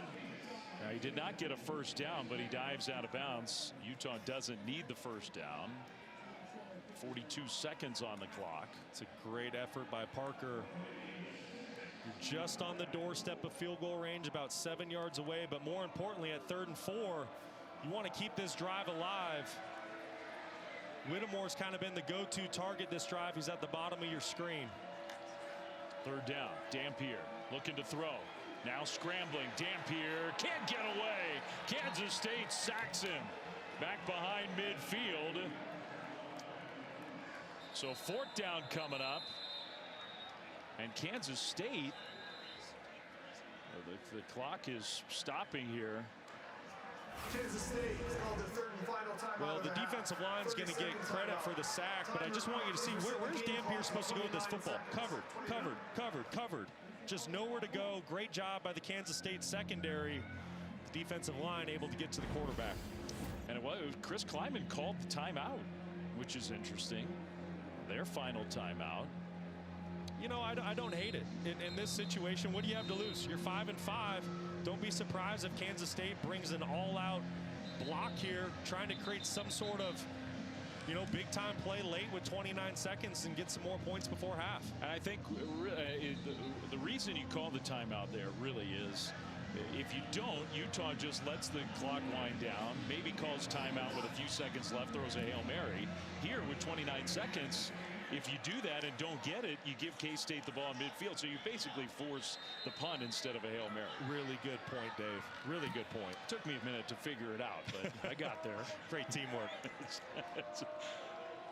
K-State showing a little pressure on the punt, and they do pressure that punt. That one's going to go out of bounds at about the 5-yard line. It's a good execution there. 22 seconds left to go in the first half, and really a very surprising half. If they lose, their chances are over with a capital O. Yeah. If they win, I mean, they need some help, but Utah is in a position where they have a real true chance to get to that college football playoff. With a loss, though, Yeah, it's night-night if you lose this football game today to Kansas State. And remember, I mean, this is a Utah football team under Kyle Whittingham that came into the season with Big 12 championship aspirations, and that's a bit of a reach at this point. Once again, they need some help if they're going to play in Arlington. But eyes are set on the college football playoff, but you need to handle business today. And right now, Kansas State has you on the ropes. final seconds of the first half. Avery Johnson is going to hand it off to Jackson. And Jackson, everybody in this stadium is holding their breath when he touches the ball. Most rushing yards for any player in a single half in college football all year. Wow. For Joe Jackson here today against Utah. Well, I knew it was a special performance. I didn't know how special, but Joe Jackson, 10 carries, 237 yards, and 2 touchdowns to go along with it. Incredible. Kansas State's offense humming on the ground, and Kyle Whittingham and his Utah defense, they have some work to do. They will get the ball to start the second half. Stormy's getting ready to talk to the Utah head coach, who I'm sure is not that thrilled with the defensive performance. Let's go down to Stormy. Coach Whittingham, what's been the biggest challenge to slow down this K-State run game? Can't play the run. We just can't play it. We're losing gaps. We're blowing assignments. Worst half of defense we've played in a long, long time. Still a full half of football left. What will you tell your team in the room? Well, we got the ball coming out. Defense has got to get some intensities to them. They're flat. So we got to get going on defense. Offense, we put up 21. We're still not really in sync, but at least we put some points up. Thank you. All right, good stuff from Stormy and pointed words from the head coach. So it's 31-20 off deep, and Utah's going to have the ball to start the second half. Dave Fleming, Brock Osweiler back with you here. Look, I know Utah's offense is coming on the field. Brock, I have to imagine in that Utes locker room, the discussion was about the defense. No question. What's your answer? Kyle Whittingham, Morgan Scalley, what are you going to do to slow down this Kansas State offense in the second half? They nearly put up 400 yards of total offense. But remember, 348 of that came on the ground. So there's no secret to what Kansas State wants to do this afternoon. What's your answer, Utah? Meanwhile, the Utes offense with Dampier giving it to Parker, who cuts it to the left side and gets all the way out to midfield. So a great first play to start the second half from what might be a motivated Utah team here. Well, what's the answer? It might be just get in a good old-fashioned track meet and see who can score the most points. Wayshawn Parker running tough here in the second half. Not the game that I expected, or probably most people expected. Dampier, all kinds of time. Heaves it downfield, incomplete. Man, he had forever in the pocket. Whittemore, the intended receiver. Great job by that Utah offensive line to give Dampier time. He created a little bit with his legs to create some space and time to push that football down the field. And just a little bit outside the stretch of Whittemore, who's played a really nice first half, and I wonder if some of that has to do with Ryan Davis not being in the game. Yeah, something's going on with the top Utah receiver. Handoff, Parker bounces it left, cuts middle, tries to leap over the would-be tackler VJ Payne, and gets the first down. Wow. Is Wayshawn Parker not exciting to watch the football? What an addition to this Utes team coming over from Washington State, just a sophomore. But boy, has he been excellent in the backfield this year. As of late, in the last 3 games, he's gone over for 100+. It wasn't hurdles, it was like steeplechase. Parker for 12 now. In stride, caught, touchdown, Bentley. And the Utes come roaring out of the locker room to start the second half with a quick strike touchdown drive. That one from 38 yards out. Well, you're going to see play action initially in the backfield, and then watch what that does to the defenders. They get their eyes in the backfield, and that's why Bentley goes up the sidelines without a defender anywhere around him. Kansas State, they've done such a great job all game being disciplined with their eyes, doing their 1/11th, but that time they get their eyes caught in the backfield, and Dampier makes them pay.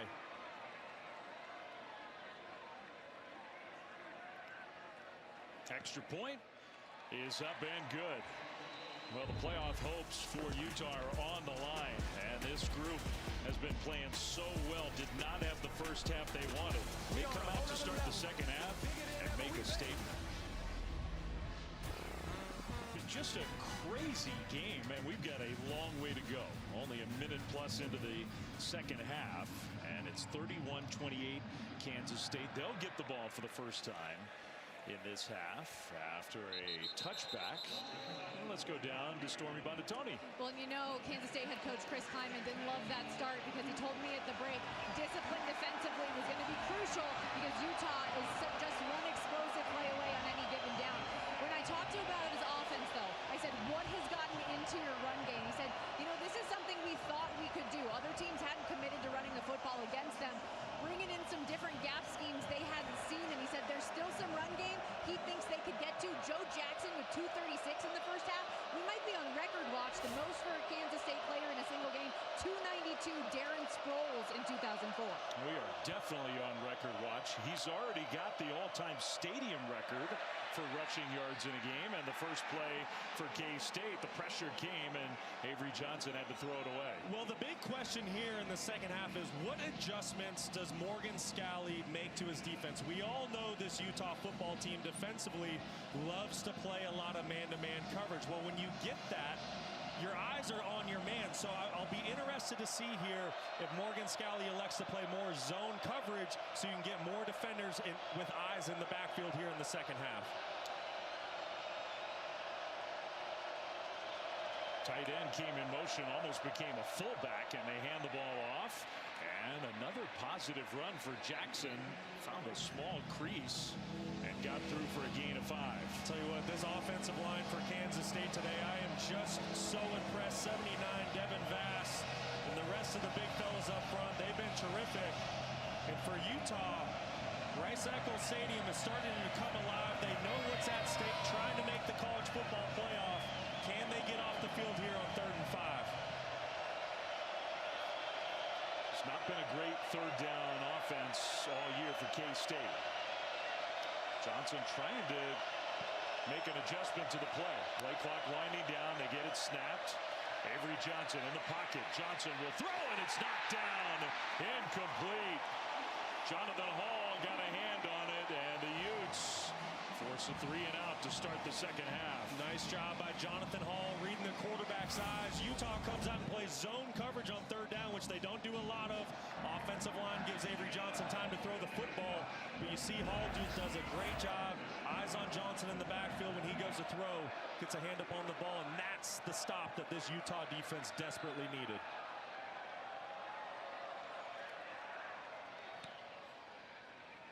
Line drive sort of punt and a fair catch running up at the 35-yard line. First punt for Kansas State since the first possession of the game. Utah's offense comes back on the field. Our college football headlines presented by Twisted Tea. It wasn't pretty in Norman, but Oklahoma got a very important win as they move closer to a spot in the college football playoff. Miami's playing well as the season goes on. Number 13 Miami gets a win over Virginia Tech. BYU, their odds are going up. If they beat Cincinnati, their chances of being in that playoff are up above 60% according to our models. Now a little jet sweep on the first play of this drive, and Daniel Bray bounces it left side. So the Utah offense, some big plays here early in the second half. Across midfield, a gain of 19. Well, speaking of electric players, but he also gets some help. Keep an eye on left tackle 71. You're going to see him pull Caleb Lomu. Excellent block on 28. And then Daniel Bray, the speedster, someone who's really come along as the season has. He's a true freshman.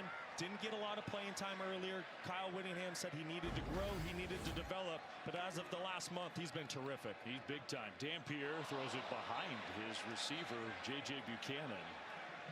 There's been a lot of that in this game. Just off today. And we've said it a couple times. Devin Dampier coming into the ball game. He's been a 65% passer, but just hasn't been accurate here today from the pocket. Second down and 10, Utah started to turn the momentum of this game. I remember at the end of the first half, they kind of got booed off the field going to the locker room. Now down just 3 with the ball. This one right on target in the turn upfield.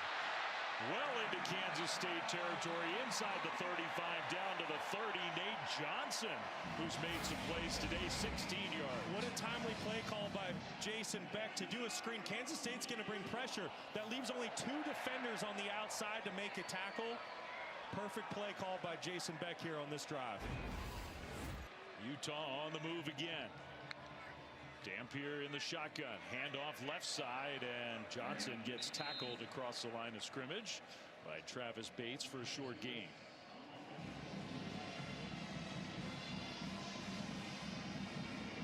Utah going a little quicker tempo here. Already their second possession of the second half. First time they had it, they took a minute and a few extra seconds and got in the end zone. This throw, and that one right there to the tight end, Bentley. First down inside the K-State 15. Really good throw by Devin Dampier, in rhythm, taking what the defense gives him. He recognizes very quickly Kansas State's playing a zone defense, gets that football out of his hand, taking advantage of the soft spot in the zone. 13 more yards through the air for Utah. On first down, handoff straight ahead and to the 10. Nakari Rogers gets the carry for a gain of 4 on first down.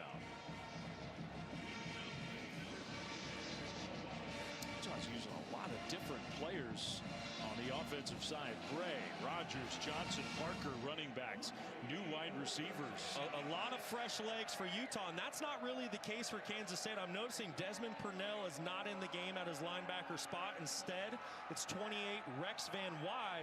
You have to remember also starting linebacker Austin Romaine is out. So Kansas State down 2 linebackers right now. A lot of fresh legs coming at them from the Utah side. 2nd and 6, and a keeper. That is Ficklin, and Bird Ficklin, touchdown. Just wouldn't be tackled. We're not even 5 minutes in to this second half, and Utah's grabbed the lead back. His 3rd rushing touchdown of the game. I mean, there's nothing else to say about Bird Ficklin except this true freshman quarterback is special. And he is a star in the making. I mean, these are tough runs inside the tackles that he's making. For just an 18-year-old kid, really impressive. Whatever happened in the locker room for Utah, it worked. Utes look like a different team. No doubt about it. They came out with a new wave of energy here in the second half. Tough running by Ficklin, and we got a 4-point game in Salt Lake. Game at halftime, it was heard by his players. Big time touchdown pass on the first series to get the 3rd quarter started, and then Bert Ficklin, his 3rd touchdown of the day. Tough running inside between the tackles. And this Utah offense, like I said, whatever the message was, they came out and they've answered 14 unanswered points here in the second half to retake the lead. I'm going to paraphrase. We weren't there in the locker room. We didn't have a camera in there. Young men, that was below our standard in the first half. Something like that. Maybe a little more pointed. Absolutely. Maybe a little more emotional. It has worked. Now Kansas State is going to return this kickoff. Rice will bring it out. And Rice gets popped across the 20-yard line. Meanwhile, the Wildcats offense, which was almost unstoppable in the first half, Kansas State went 3 and out their first drive of the half. So this feels like an important moment in this game for the Wildcats. I think so, and a big question right now for Kansas State. Yes, they've been excellent when it comes to running the football this afternoon. 353 yards on the ground. But if you're going to hang with this Utah defense as we go through the second half, can you get something started in the air? Avery Johnson just 5 of 12 for 35 yards here today. Some of it is they haven't needed it. Correct. But I think at this point you feel like in the second half, whether it's right now or later in the half, they are going to need it.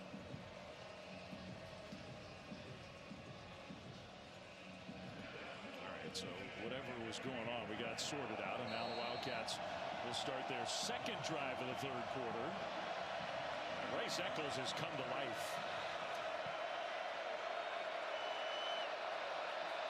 Antonio Martin in the backfield alongside Avery Johnson. 1st and 10. Back to pass.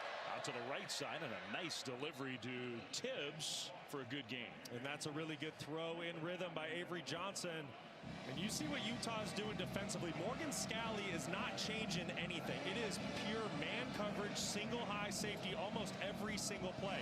So I mentioned it. What can you get going through the air? I understand Kansas State, they're without their big play threat on the outside in Jace Brown. But what can you manufacture to create some explosive plays in the pass game versus all this man coverage? Second down and 4. Low snap. They'll give it to Martin anyway. Big hole straight ahead. Martin out into the open. Martin with a blocker in front. Left side. Flag thrown. He cuts it back in. And Martin gets in the end zone. For now, it's a touchdown. 73 yards. But there is a flag on the field. And we're well into the run. I don't know. We'll see. Holding, offense, number 0. The penalty will be enforced from the spot of the foul. It'll be first down. So it is a first down. It negates the touchdown. The flag on the young tight end Lincoln Cure. So you're going to see Lincoln Kier right here on the left side of your screen. Go ahead and let this thing run. I'll say I don't know if I agree with that one there, Dave. Seemed to be pretty clean to me, and to take an explosive run and points off the board. I don't know. You got to think Chris Kleiman's pretty upset about that one. Maybe had a little piece of the sleeve of the jersey. Maybe get the protractor out. I don't like that call. I think that was a pretty good block by the true freshman tight end.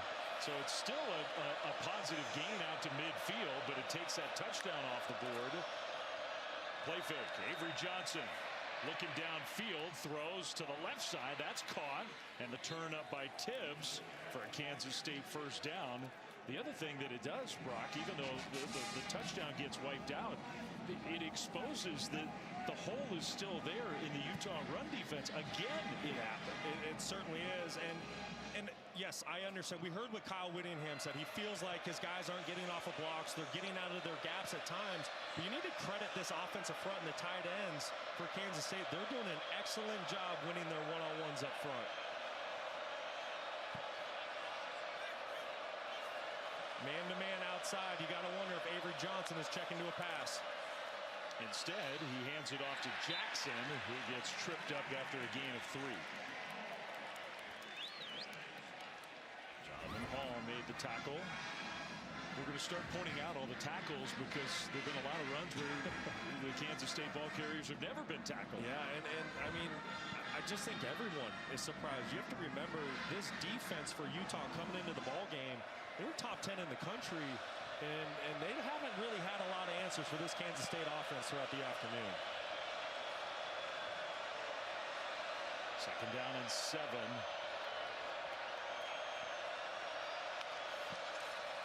Johnson fakes it, rolls left, kind of squares those shoulders, and even with the deflection, he gets the pass to Oakley.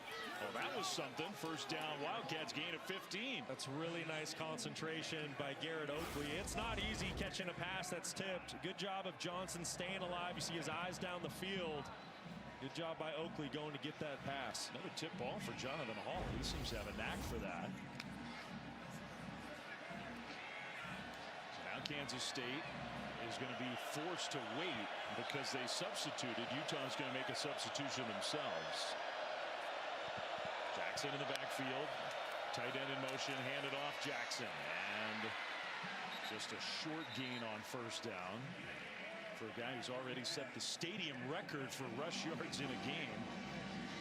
I mean, this defense, they are quick triggered to get downhill right now. Keep an eye once that football snapped. If it's a run, you see safeties flying downhill. You see backers. At some point, you got to think Kansas State is setting this up for a play-action pass over the top. Maybe right here, right now.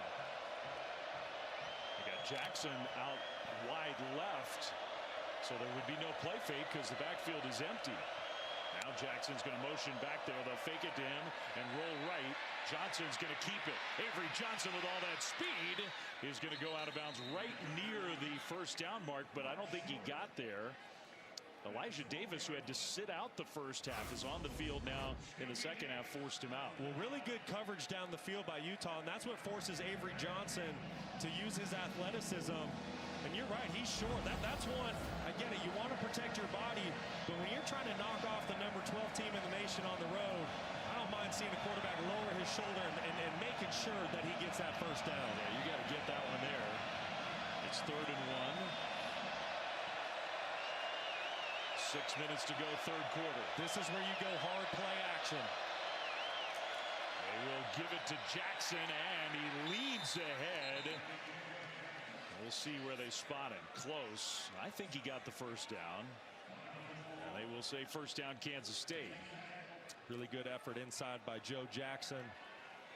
Yes, he's had the big explosive runs today, but he's also picked up some tough yards inside, 2-3 yards in between the tackles. Big back, almost 215 pounds. It's really kind of become the featured premier back over the last month or so for K-State. Those plays, they're killing his per carry average. He's down to 17.5 yards a rush. First down. They can get a first down about at the 1. Johnson keeps it. Avery Johnson around the right side. That time he does lower his shoulder and took a hit. Sort of slow to get up. Well, Garrett Oakley is just a complete tight end. Watch how he creates the lead block for Avery Johnson as they work out to the perimeter. Not only does Garrett Oakley hold the school record for tight ends, most receiving touchdown passes, but like I said, he can block, he can do it all. This is a guy that's going to be playing football on Sundays. Kind of got landed on Avery Johnson did. Look at that. Over 400 rushing yards now for the game for Kansas State. We're still in the third quarter. Play clock is down to 2, down to 1. They get it snapped, handed off Jackson straight ahead, and stopped just short of the goal line. But that's going to be a first down. Remember, they could get the first down, and that's enough for 1st and goal, K-State. Just another really good job by this offensive front. In particular, the left tackle, 78, John Pastore, does a great job working his double team, securing level 1, working up to the backer. This is an offensive line that clearly has great chemistry, and they're really in sync today. What a drive. 78 yards over 6 minutes. And now 1st and goal. Pistol formation. Johnson hands it off Jackson. And no, he got stopped short.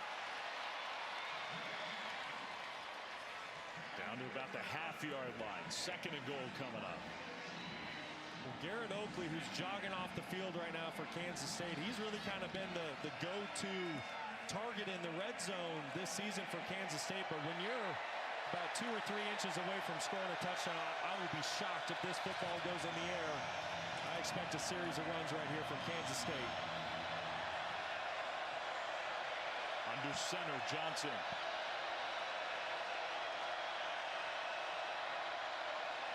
Play fake. Johnson is going to dive, and again, he got stopped short. Got hit in the back. Did not get to the goal line. Smith Snowden stopped him. What a play by Smith Snowden. He's originally in coverage, and then he peels off of his wide receiver to save a touchdown. Talk about a collision down there on the goal line. Johnson's taking some hits. That's how much they need to go back ahead. I mean, this is all about pad level right now. Who wants it more? I expect this football to stay on the ground. Jackson in the backfield. 3rd and goal. Play fake again. Avery Johnson gets smashed, and they lost a couple of yards. Barton and Hall sandwiched the quarterback. And now it's 4th and goal. Excellent job by Lander Barton. He's the middle linebacker, but he's playing on the edge on 3rd down. Stays disciplined with his eyes, reads his keys, and he's there to make the play on Avery Johnson. Excellent job. So it's 4th and goal, and Kansas State, 14th play of the drive, is going for it. They got to get going here. Now maybe they're just going to use a timeout because there is no urgency. urgency with the play clock winding down. There is the timeout. Maybe Chris Kleiman wanted another minute to think about it. The decision to go for it, the play call. 35-31. What a game. 4th and goal when we come back. Well, 4th and goal out of the timeout. 1:48 to go, 3rd quarter. Kansas State with the ball, and they need 3 to get the lead back. If you're Kansas State, you have to expect that Morgan Scalley's going to bring pressure here. That is what he does in these situations. If he plays man and brings pressure, I want to work one of my big tight ends on the outside. Great matchup. But if they play zone, that's where you have to be able to run the football in. Low snap. Johnson throws wide open. Touchdown. Well, they got there quickly. They got the playoff. It almost got blown up because of the bad snap, but exactly what you said. The tight end was wide open. Oakley with the touchdown. Just a bust by the Utah defense. When you play man and you bring pressure, it's tough to defend, but you have to give Kansas State a lot of credit. What did they do there? They waited till the last second to break the huddle. Puts a lot of pressure on the Utah defense to understand who you're going to cover, communicate, and make your calls. Excellent job by Matt Wells and his offense. Just got a little chillier for the shirts off gang in the Utah student section after the Kansas State touchdown. Extra point up and good. And the Wildcats back up by 3, 38-35. So breaking the huddle late sets this up. And then what you're going to see, this is a man-to-man mesh concept. Here's Oakley. He's going to sneak out to the flat, but keep an eye on the Utah defenders. Nobody covers him. That's what I'm saying. When you break the huddle late, you run to the line of scrimmage, and if you're bringing a pressure and playing man behind it, you got to make sure you account for your man. Excellent play design by Matt Wells. Great execution by Avery Johnson, getting that football over the defenders, putting a little touch on it. You saw that with Garrett Oakley. Silenced the crowd with that one. Yeah, it has to be a good feeling for Matt Wells, who spent a lot of his career in the state of Utah, played against the Utes as a player, as a head coach. He coached against Utah, and he has coordinated a brilliant game today. The Wildcats have 38 on the board. We're not done with the 3rd quarter. I mean, I don't know if brilliant's a big enough compliment. This is a top 10 defense by Utah coming into the game today. 477 total yards and 38 points to go with that for Kansas State. Just an excellent job by Matt Wells in this offense. Averaging more than 10 yards per play. Bray is going to run up and take this one outside the 5. So Daniel Bray gets tackled at about the 23-yard line. Good coverage by the Kansas State special teams unit.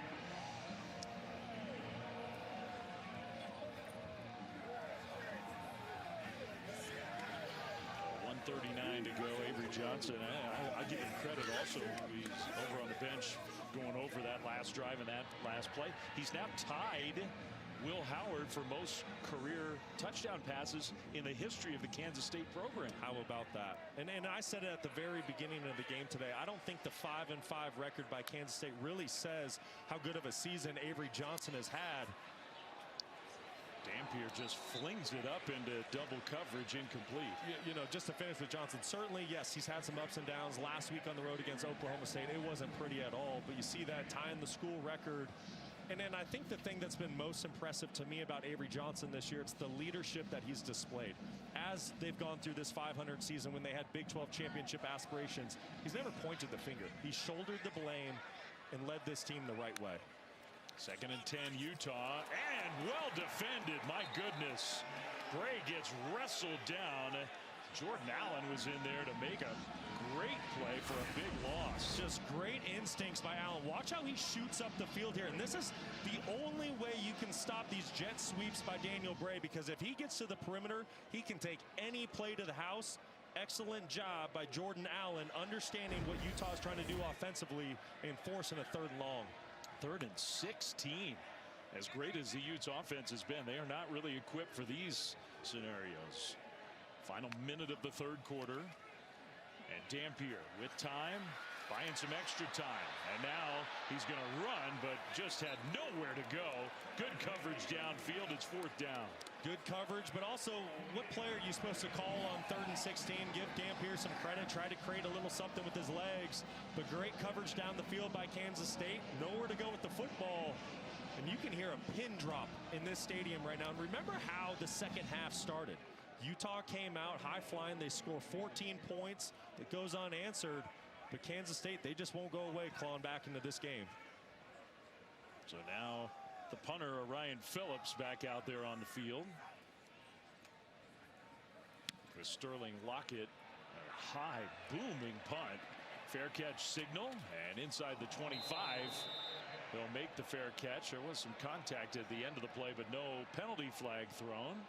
So the Kansas State offense, 6 seconds to go in the third quarter, back on the field. For 20 years, All-State has celebrated every field goal and extra point made at participating universities by donating to the university's athletic scholarship fund, supporting all student athletes. Thank you, All-State. 54-yard punt there. Not into any nets, but a good punt. And Kansas State's offense, after the long, impressive drive, gets the ball right back with a 3-point lead. Sun's starting to set behind us. Temperature dropping. Feels like November now in Utah. A huge game for the Utes. Johnson of the Wildcats offense, back to pass, is going to swing it out right side. That's Jackson, who gets around the corner. Jackson down the right sideline. Finally out of bounds, but across the 40, out to the 42-yard line. 18 more yards for the King. Welcome back to ESPN College Football, presented by Claude on this November Saturday in Salt Lake City. One of the great venues in the Big 12. One of the great venues in college football. Very nervous, though. The huge stakes for Utah. If they lose this game, their chances of getting to the playoff are over. If they win, they've got a real decent chance to get there. Avery Johnson on first down. The quarterback for the Wildcats scrambles and got close, I think about a half-yard short. Another good play call by Wells. Watch when this linebacker vacates with the running back. What does that leave? 5 defenders inside the box against 5 offensive linemen. This is a numbers game that Utah's not going to be able to win unless they can get off of blocks. This Kansas State offensive line, they've been excellent today.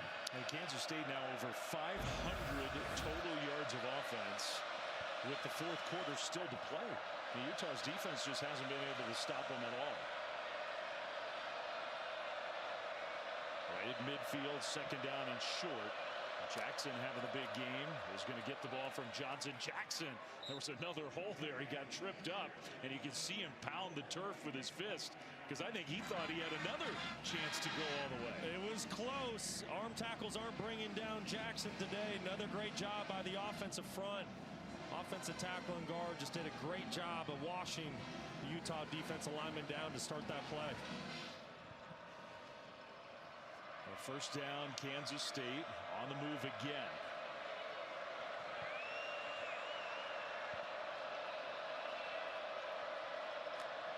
Johnson takes the snap. Pressure coming.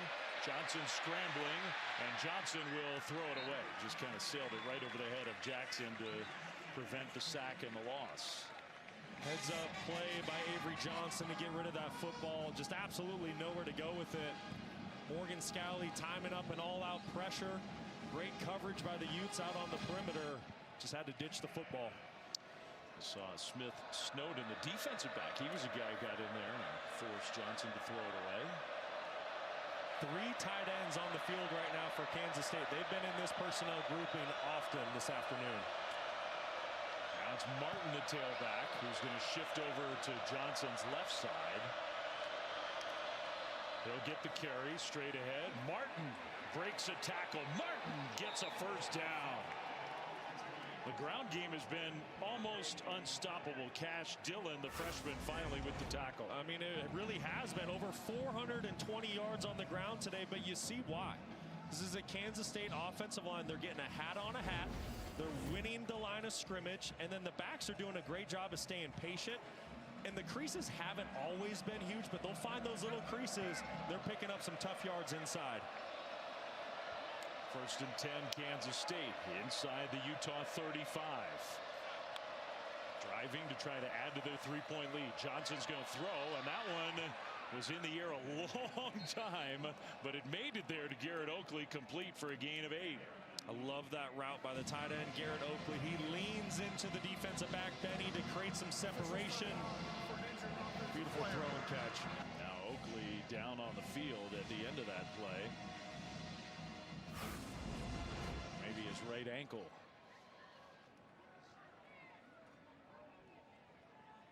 Looks like that left ankle as Jackson Benny comes down, lands right on Oakley.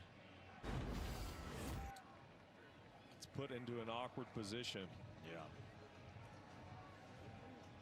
Now Garrett Oakley, who has another touchdown catch, 13 career touchdown receptions. That's a good sign for K-State. He gets up and walks back toward their sideline. 6 touchdown catches this year. Those 13 are a school record for tight ends. He's a big-time player for this Kansas State offense. Hopefully he's okay and able to get back out there in this game. 2nd and 2 for the Wildcats. 7th play of the drive coming. They moved 50 yards already. Joe Jackson having a record-setting night back in the game for the Wildcats. Morgan Scalley, I mean, one of the better defensive coaches in the country, has had no answers. 2nd and 2. And I think K-State moved. Utah thought they did. And false start, offense, number 80, 5-yard penalty, 2nd down. So Will Ancio is getting a little bit of a head start for Kansas State. A couple times today this has happened when Avery Johnson has tried to snap the football using a voice cadence. You can see there he's not on the clap, he's using his voice. And right now Kansas State's down by the Utah student section. I just think it's too loud to try to use your voice in shotgun. From 2nd and 2 to 2nd and 7. Jackson gets it right side. Jackson got hit hard, fell forward to get a yard, maybe 2. It'll be 3rd down. What a critical 3rd down this is for both of these teams. Kansas State, you're trying to punch in a touchdown, go up 2 possessions. Utah, you're trying to keep your college football playoff hopes alive. I expect Morgan Scalley to bring pressure here defensively, so if you're Avery Johnson, you need to know where to go with this football quickly. He's going to go under center. Those 2 tight ends will motion left. On 3rd down and 5, handoff. Jackson cuts it right. Jackson spinning. Jackson got very close. I think they're going to spot him short, though. So now what? On 4th down and a yard? Wow. Kansas State's keeping the offense on the field. Just so impressive. It's 3rd and 5, and you're running the football. You're picking up 4.5 yards. Just so impressive by Kansas State. Another bad spot, in my opinion. It was really close. So it's 4th and 1. Johnson pitches it. Jackson, and he'll get the 1st down. That was a different play call, and it worked. I really like that play call there by Matt Wells. You have to think you've been running inside, kind of downhill for these tough yards inside. It's 4th and a yard. Utah's selling out to stop that interior run game, so pitch the ball out to the perimeter where Utah's a bit softer. Great play call and execution by Kansas State. Most rush yards allowed in the history of Utah football for their defense. In history. And Kansas State just set a new school record for rush yards by their offense in their history. They've been playing football for a long time. On 1st down, Jackson adds to that total by a yard. I mean, if you've watched Utah since Kyle Whittingham has become the head coach 21 years ago, you know how much pride he takes in his defense. Being physical, being tough, being disciplined, stopping the run. So the fact that Kansas State has come on the road this afternoon and rushed for 440 yards, there's nothing more demoralizing to a defense. That clock winding. Under 10 minutes to go. Johnson alone in the backfield is going to run right. Design quarterback run. Trying to get to the corner. A little stiff arm, so that prevented the loss. Jackson Benny was there, but couldn't get him to the ground. Wow. How about that stiff arm by Avery Johnson? Not only does he have great speed and athleticism, but you see the strength. Jackson Benny, who comes up to make the tackle, is a fantastic player in his own right. Avery Johnson sent him right down to the turf. Another third down for Kansas State inside the Utah 20. Last 3rd and 5. Kansas State elected to keep the football on the ground. We'll see if they stick with that same decision here. 12th play of the drive. Jackson leaves the backfield. Johnson rolling right, throws, and it's knocked away, incomplete. Trying to hit Tibbs in the end zone. Blake Cotton was there with the coverage. And it's 4th down and 5. The field goal unit is coming out. Really good coverage by Blake Cotton down the field. See Avery Johnson fired up. You got to wonder if he wants to go for it here on 4th down.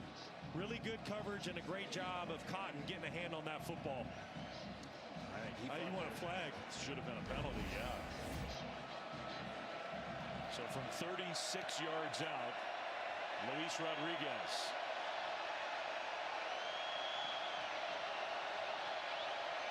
Good snap and hold, and that kick is good. So Kansas State, 12 plays, 59 yards, 6 minutes off the clock, and they lead by 6. Yeah, she's landing. Oh, even better. Bird's eye view. Kickoff. Utah down 6. Playoff hopes on the line. Bray, the kick return, and nowhere to go. The special teams coverage for Kansas State has been excellent in this game. 8:45 to go in the 4th quarter. Our college football playoff rankings brought to you by Verbo. We include the top 12 because that includes Utah. They're not going to stay at 12 if they can't come from behind and win this game. No, and that's first and foremost. But then I think Utah fans, they're really keeping their eye on what that Oregon USC score was. Oregon kind of handling business, it seems like, late in Eugene. What happens with Notre Dame next week? Obviously, they smoked Syracuse today. Parker, first play, takes a direct snap for Utah and just had nowhere to go. So maybe a minimal gain.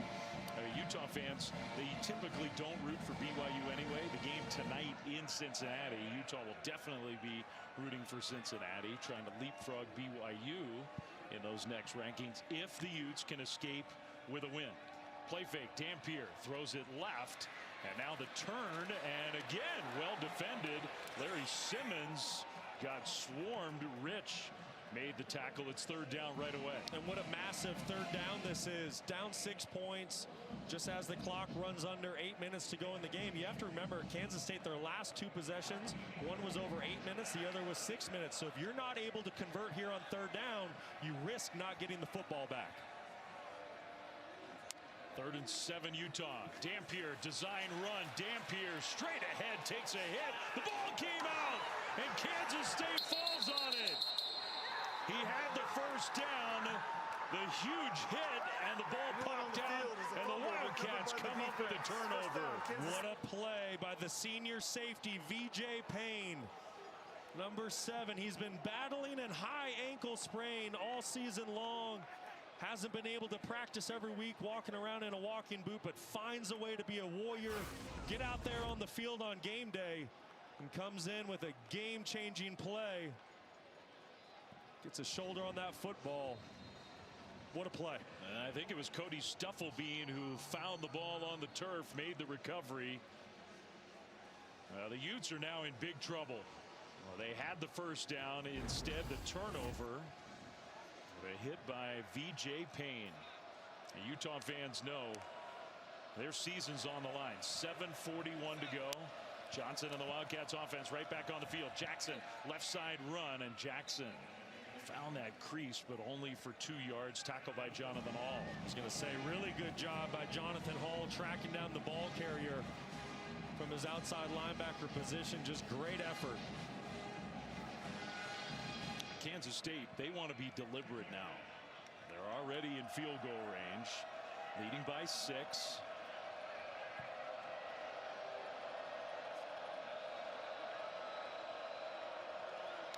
They'll shift and hand it to Jackson straight ahead. There goes Jackson. Joe Jackson, an all-time night, into the end zone for another touchdown. 24 more yards. 47-35. And Kyle Whittingham, the headsets come off. He's sick of it. Almost 500 rush yards for Kansas State today. The most Utah's ever given up. The most Kansas State has ever had. Joe Jackson's had the most rushing yards for any one player in the history of this stadium. And that one has silenced this crowd. Unbelievable afternoon by Joe Jackson. 291 yards on the ground and 3 touchdowns to go along with it. Just playing inspired football. Kansas State going for 2. Johnson is going to throw, and it's knocked away, deflected, and actually intercepted. There is a penalty flag. Returnable, and here goes Utah. Teo Johnson. Avery Johnson trying to catch him.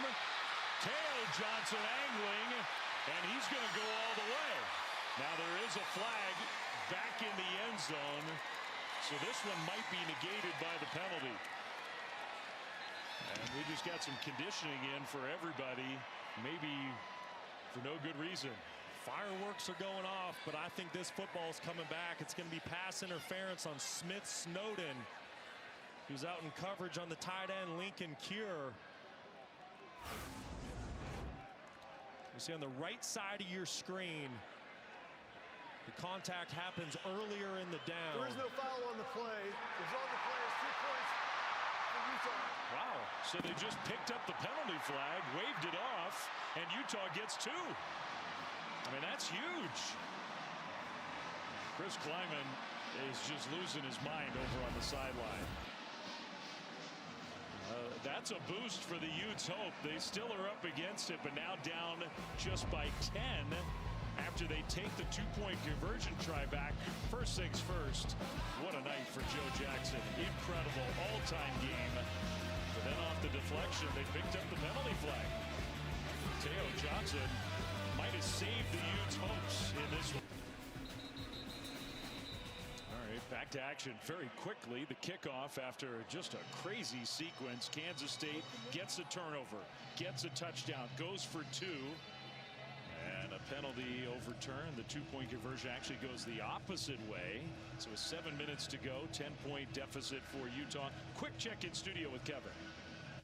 All right, Flem, Oregon is 2 minutes away from effectively eliminating USC from the playoff. This is Noah Whittington. Now, Oregon has been by far the more physical team, outrushing USC by about 100 yards. All right, Dave. All right, so that's a big game. So is this one, and Utah is up against it. Parker with the carry. Time is definitely a big factor now. We're under 7 minutes to go.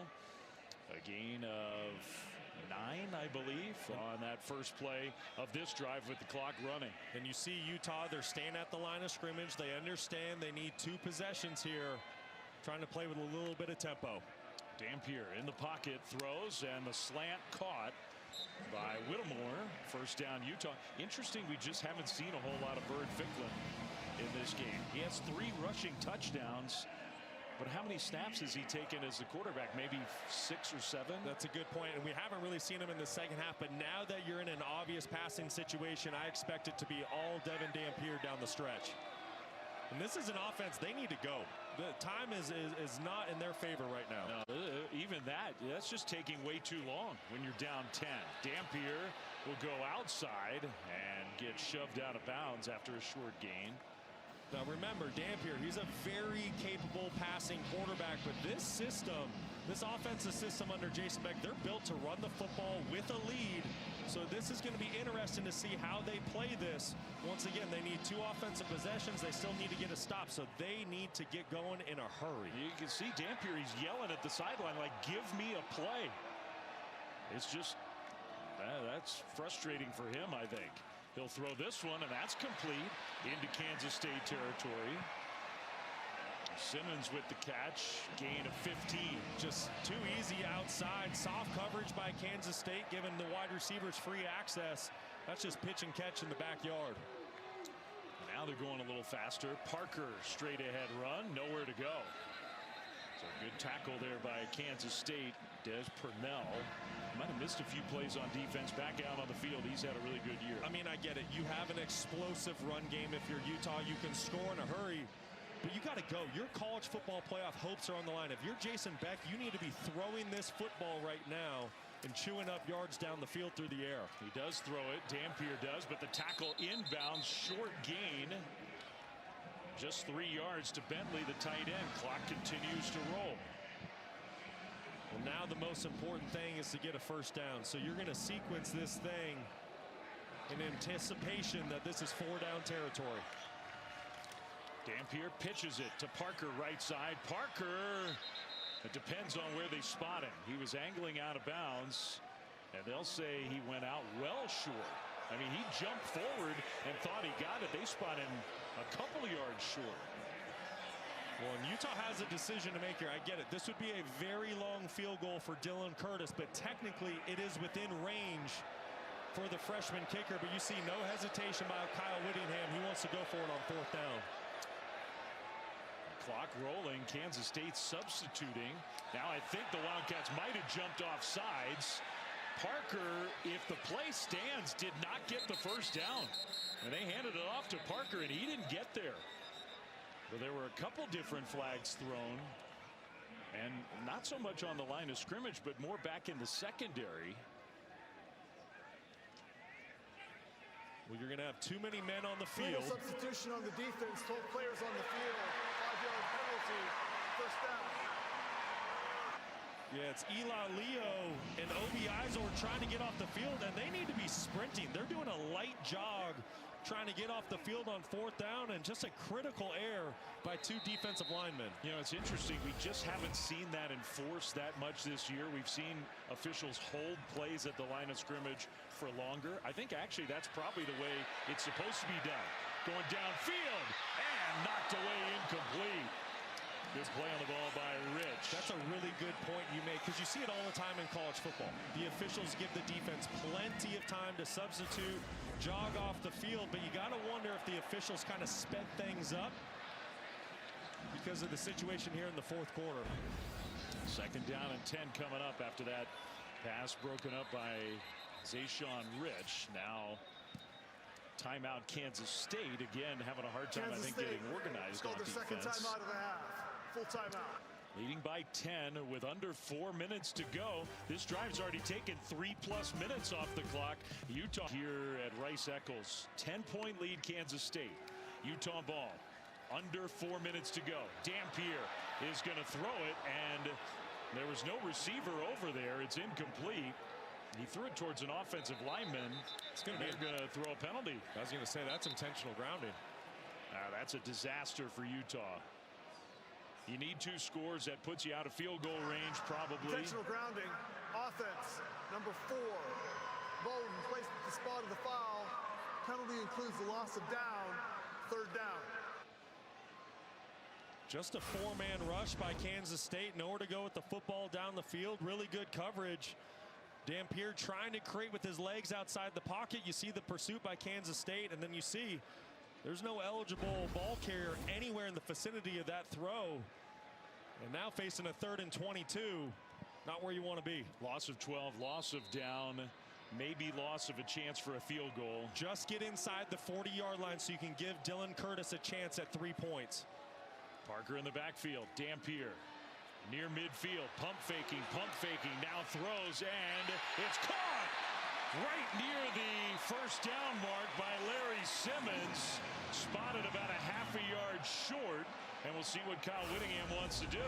No hesitation. Looks like they're going to go for it. How about that play, though, by Larry Simmons? Only his 8th reception on the entire season.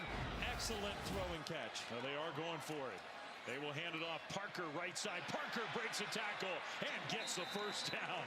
That was a tough run of just a couple yards to keep Utah's hopes alive tonight. Talk about a guy who would not be denied on 4th down. What an effort by Parker. Officials timeout for an injured offensive A player. Utah player is down. Is that Spencer Fano, the All-American tackle?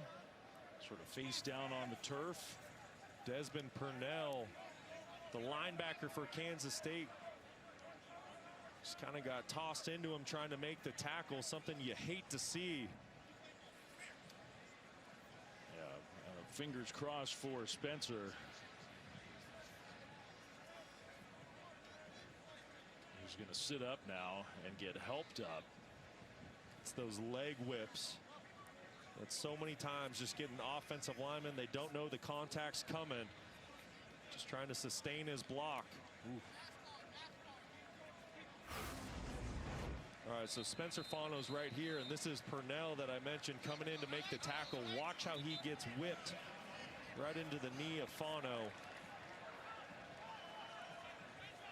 Yikes. Never a good sight. So hopefully he's all right. His brother Logan, both of whom went through senior day today. One of the players helping him off the field and into the tent. Fano, an All-American a season ago, more than likely going to be the first offensive lineman taken in the NFL draft this year. Dampier toward the corner of the end zone and caught! Touchdown, Larry Simmons! What a throw and catch! This game's not over from 20 yards out. Extra point coming to make it a 3-point ball game. Well, maybe it took a little longer than Utah wanted, but the main thing is they had to get points on that drive and almost had to have a touchdown, and they got it. Well, the seldom used Larry Simmons comes up huge twice in that drive, one on 3rd and long, and then winning his one-on-one matchup outside. Big time plays by Larry Simmons. And a hugely important extra point to make it a 3-point ball game. So does a really good job at Dampier on the throw, but also recognizing the one-on-one matchup outside. Watch how the safety keeps his eyes on the tight end. That's what allows that one-on-one matchup outside. Dampier recognizes it. And then just an excellent job of Simmons adjusting to the football in the air on the back shoulder. Beautiful throw, great catch. And Larry Simmons coming up big in the game's biggest moments. A lot of different heroes really on both sides, especially on the Utah side tonight in a crazy game in Salt Lake City. Utes' playoff hopes are still very much on the line. They have all 3 timeouts for Utah, plus the 2-minute timeout. You wonder if Kyle Whittingham had any thoughts about an onside kick with all the issues they've had trying to stop the run. I would guess with the timeouts and the 2-minute timeout, they'll kick it deep. That would be my guess as well. I get it. Your defense has had issues stopping Kansas State today, but with the 2-minute timeout, 3 timeouts in your back pocket, you have to assume at some point your defense is going to step up. They're going to get a stop. They're going to make a play. And I think you also need to lean on the home environment here at Rice-Eccles. They're going to get going this drive. Yes, they will. A record-setting night for the Kansas State rush offense. I'm sure the Wildcats, though, are protecting against that possibility. But it is a deep kickoff and through the end zone for a touchback. So here we go. With 2:47 to go. Second half summary. Kansas State has scored on 3 of its 4 drives. Utah 5 drives, 3 touchdowns. Crowd comes to life. Utah has their timeouts to use. Can Avery Johnson come up with a couple first downs? He has been built for this moment, making his 25th career start today, tying a school record for touchdowns. Can he knock off the upset, the number 12 team here on the road this evening? First down. Johnson's going to throw. And in fact, he's going to get sacked. Loses a couple yards. Logan Fano, who just helped his brother into the injury tent a moment ago, gets to the quarterback. Well, a great job by Fano, but in a lot of ways, it kind of looks like a broken play by Kansas State. You see some receivers running routes. Fano 0 right there is going to get to the quarterback, but it's like Avery Johnson was hesitating. Do I run? Do I throw? That was an offense that wasn't organized, and Logan Fano took advantage of it. Timeout, Utah. They have 2 left. You start using those timeouts, you have to get the stop here. If Kansas State gets even 1 first down, they're almost certainly going to win this game. Yeah, and how do they get that first down? You know, I'm really surprised of that play call on first down. As good as they've been running the football between the tackles today, I really thought Kansas State would stick with that. We'll see what they call here on second down to make this a potential 3rd and manageable situation. Out of the timeout, 2nd and 11. Jackson shifts around in the backfield. They're going to give it to Jackson, and he's got nowhere to go.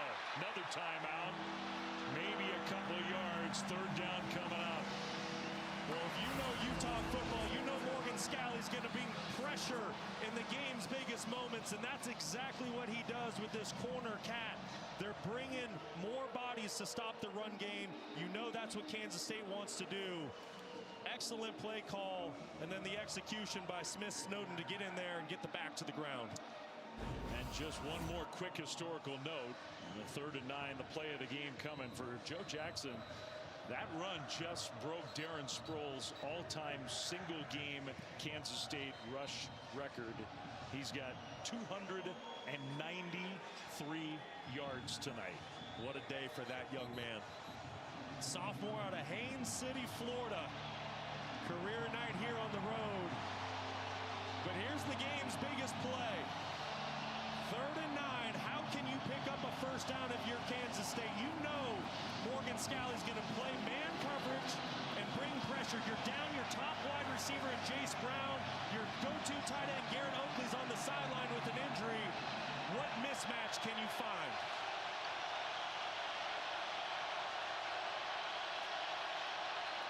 Johnson, pressure coming, delivers the ball, but the tackle in the open field, and Tibbs is stopped short. Kyle Whittingham uses that final timeout, and Kansas State is going to have to give the ball back. Well, what a stop by this Utah defense. We said it. You know Morgan Scalley's going to bring pressure. So there's 3 defensive backs for the 3 wide receivers. Excellent job of Smith Snowden driving on that inside slant route and forcing a punt by Kansas State. I mean, you want to talk about a big-time play. As a defensive back, you know your season is on the line. Your college football playoff hopes are on the line, and you know you're one-on-one with no help outside. That is an elite play by Smith Snowden. And remember, Brock, the 2-point conversion, penalty flag picked up, tip play, 2 points for Utah means this is a 3-point game. Not a 4 or 5-point game. A field goal can tie it. The punt. Kind of line drive punt. And it is returnable. The turn upfield. And a tackle close to the 30-yard line. That's where the Utah offense comes back on the field. No timeouts. But the 2-minute timeout looming. Dampier in the. This is the play we were talking about. Look at the top of your screen. That's Smith Snowden in coverage on Cure, the tight end. Flag is originally thrown. You mentioned it, Dave. The ball's returned. Flag ends up getting picked up. If that was originally a no call for defensive pass interference, I would be okay with that decision. But the fact that the flag was thrown, there was some contact. I mean, that's really the story of the game with 2:25 to go. Otherwise, Utah would have to go score a touchdown. Now, a field goal could tie it. Dampier across the middle, and a pass caught, then the ball's out. And Kansas State has it, but they're going to say incomplete. Simmons had it. Incomplete pass. 2nd down. And Utah would do well probably to get to the line and snap another play. Boy, that was really close. I don't think Larry Simmons had time to have full possession of that and make a football play. I think it was a good call. Yeah, great call by the officials. 2:19 to go. 2nd and 10. Dampier throws right side. Pass caught, and then the shove out of bounds. Whittemore with the catch. Good job down and short. Really good job of recognizing the soft coverage to the boundary. Take the gimme throw to make this a 3rd manageable. A long field goal, you need at least probably 25 more yards. Option play. And Parker got tripped up. He did not get there. So now the 2-minute timeout comes, and Utah needs a yard. Rich is down on the turf. We'll take a timeout and come back for the final 2 minutes. Kevin Connors in studio. A look at Coach Prime in Colorado, who's got next here on ESPN2, home to Arizona State. First meeting between the programs as members of the Big 12. Flamett's got to try hard to match the chaos we've had in Salt Lake City. Oh, no kidding. Just amazing game here in so many different ways. And it comes down to this, 4th and 1 out of the 2-minute timeout. Utah's season on the line. They need a yard. Dampier with Parker is going to fake it. Dampier straight ahead. There he goes! Dampier! Inside the 30! To the sideline! Inside the 5!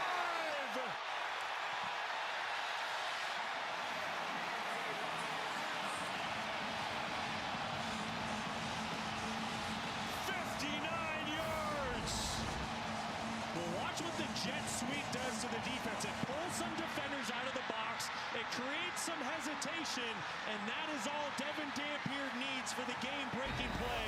The slightest hesitation, and he'll make you pay. Handoff. Parker gets stuffed, stays on his feet, and now is going to go down. Utah figures they've got the field goal to tie cinched, but they want a touchdown to try to win this game. Absolutely. You don't want to take this thing to overtime if you don't have to. I mean, your college football playoff hopes are on the line. You're down there on the inside the 5-yard line. Utah, one of the best red zone offenses in the country this year, scoring touchdowns at 80% a clip. 2nd and goal. Dampier.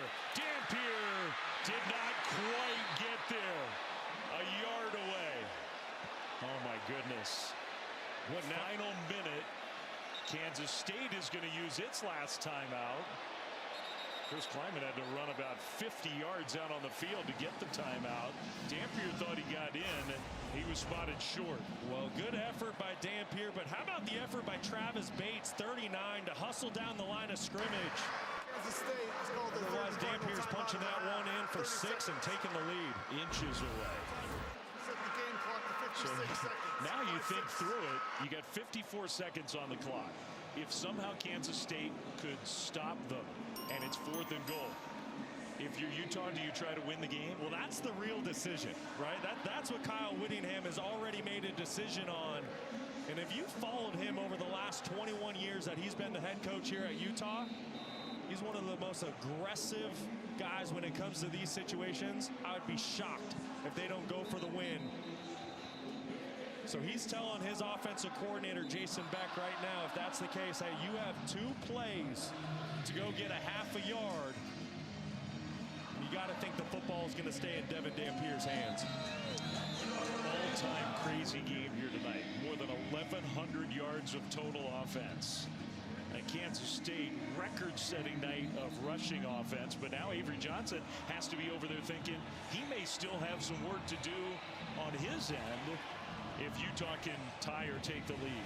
Well, and he's thinking, hey, Utah, if you're going to score, do it right now, because I want some time to try to get a touchdown of my own if need be.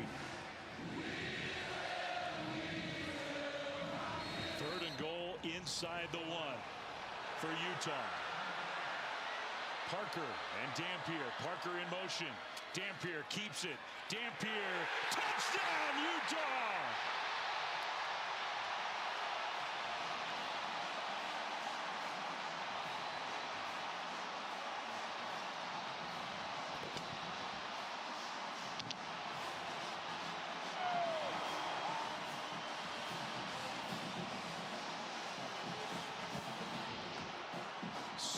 Plays 70 yards under a minute and a half with 56 seconds on the clock and a very big extra point coming up here. The Utes playoff hopes are still alive. How about that effort by Devin Dampier? Talk about a quarterback that would not be denied. He met linebacker Desmond Purnell, all 232 pounds of him in the hole, and punch that football in. Extra point is good. That's huge. Now Kansas State is going to need a touchdown. Well, how did they get down there? It's this explosive run by Dampier The jet sweep by Utah gets that Kansas State defense just to hesitate just for long enough to allow Devin Dampier for the big breakout run, and then that's what I mentioned. That's Purnell and Dampier meeting in the hole at the goal line. Who wants it more? And Devin Dampier would not be denied. Absolutely incredible. Utah was down 47-35 with Kansas State lining up to go for two. Tipped ball, interception, take it back the other way to get 2 points for the Utes.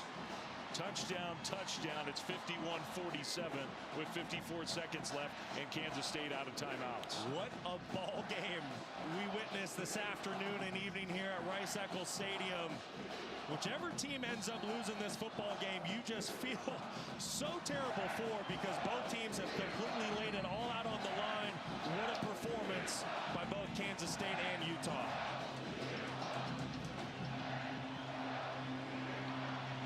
.54 seconds from keeping those playoff hopes alive for the Utes. Kickoff is going to go into the end zone, so the Wildcats will start at the 25. They got to go 75. They do, and it's not going to be easy. Remember, Kansas State is without their top wide receiver in Jace Brown. Also, their go-to tight end, Garrett Oakley, came off the field in the second half with an injury. So they are down some skill players with this Kansas State offense. How can Avery Johnson work a miracle here late at Rice-Eccles? 54 seconds remaining.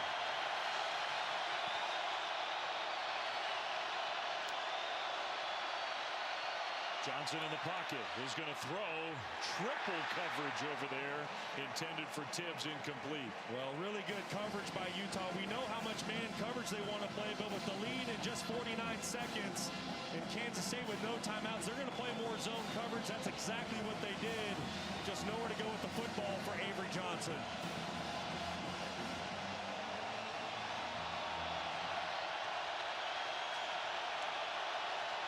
Jackson in the backfield alongside Johnson. In to help pass protect. Johnson scrambling. Throws across his body. And it's intercepted. The senior, Lander Barton. And that's going to do it. A crazy come from behind win for Utah.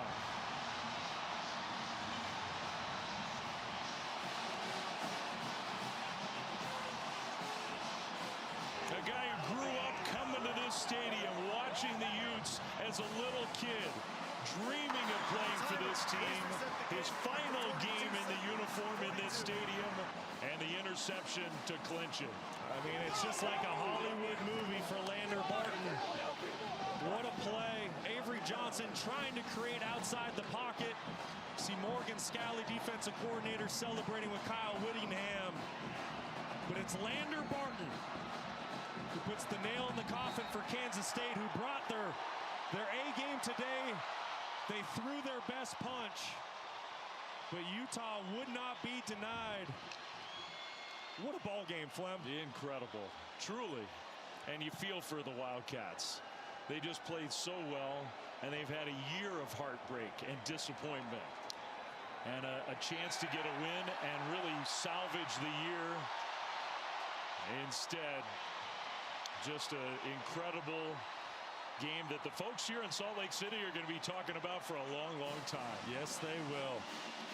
How about that fight and determination by Kyle Whittingham's ball club as the two head coaches embrace that midfield. So much respect for one another.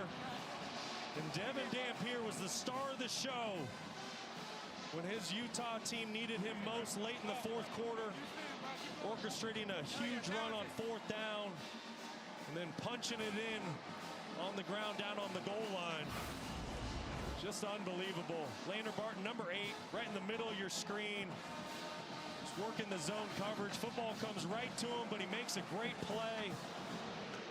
And I mean, that's stuff that Hollywood movies are made of. Like you said, Flum, Lander Barton, a kid that grew up coming to games here at Rice-Eccles Stadium. It's senior night, and he puts the nail in the coffin for Kansas State. He will never, ever forget that. Neither will Devin Dampiers down with Stormy. No doubt about it, Dave. What an unbelievable game. When you saw Lander Barton pick off that pass, you rushed out onto the field. What were you thinking in that moment? Man, shoot, man, we battled all game. Adversity definitely hit us. It's probably the most we've ever had it. And I love the way we responded. We fought to the end, and man, just for Lander on senior night to clinch that moment like that, a huge moment for him, but a huge moment for these seniors to go out with a W at Rice-Eccles Stadium.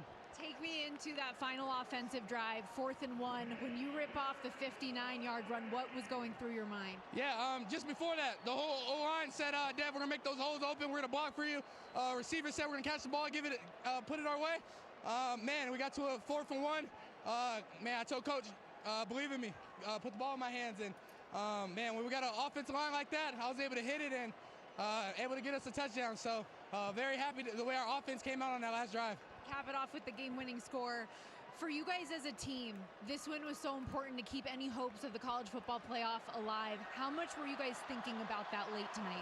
Yeah, I mean, man, not during the game, but before the game, we knew what was at stake. Had to win out to make it to that college championship playoff. So, shoot, man, I'm so happy. I'm just so happy the way we performed, man.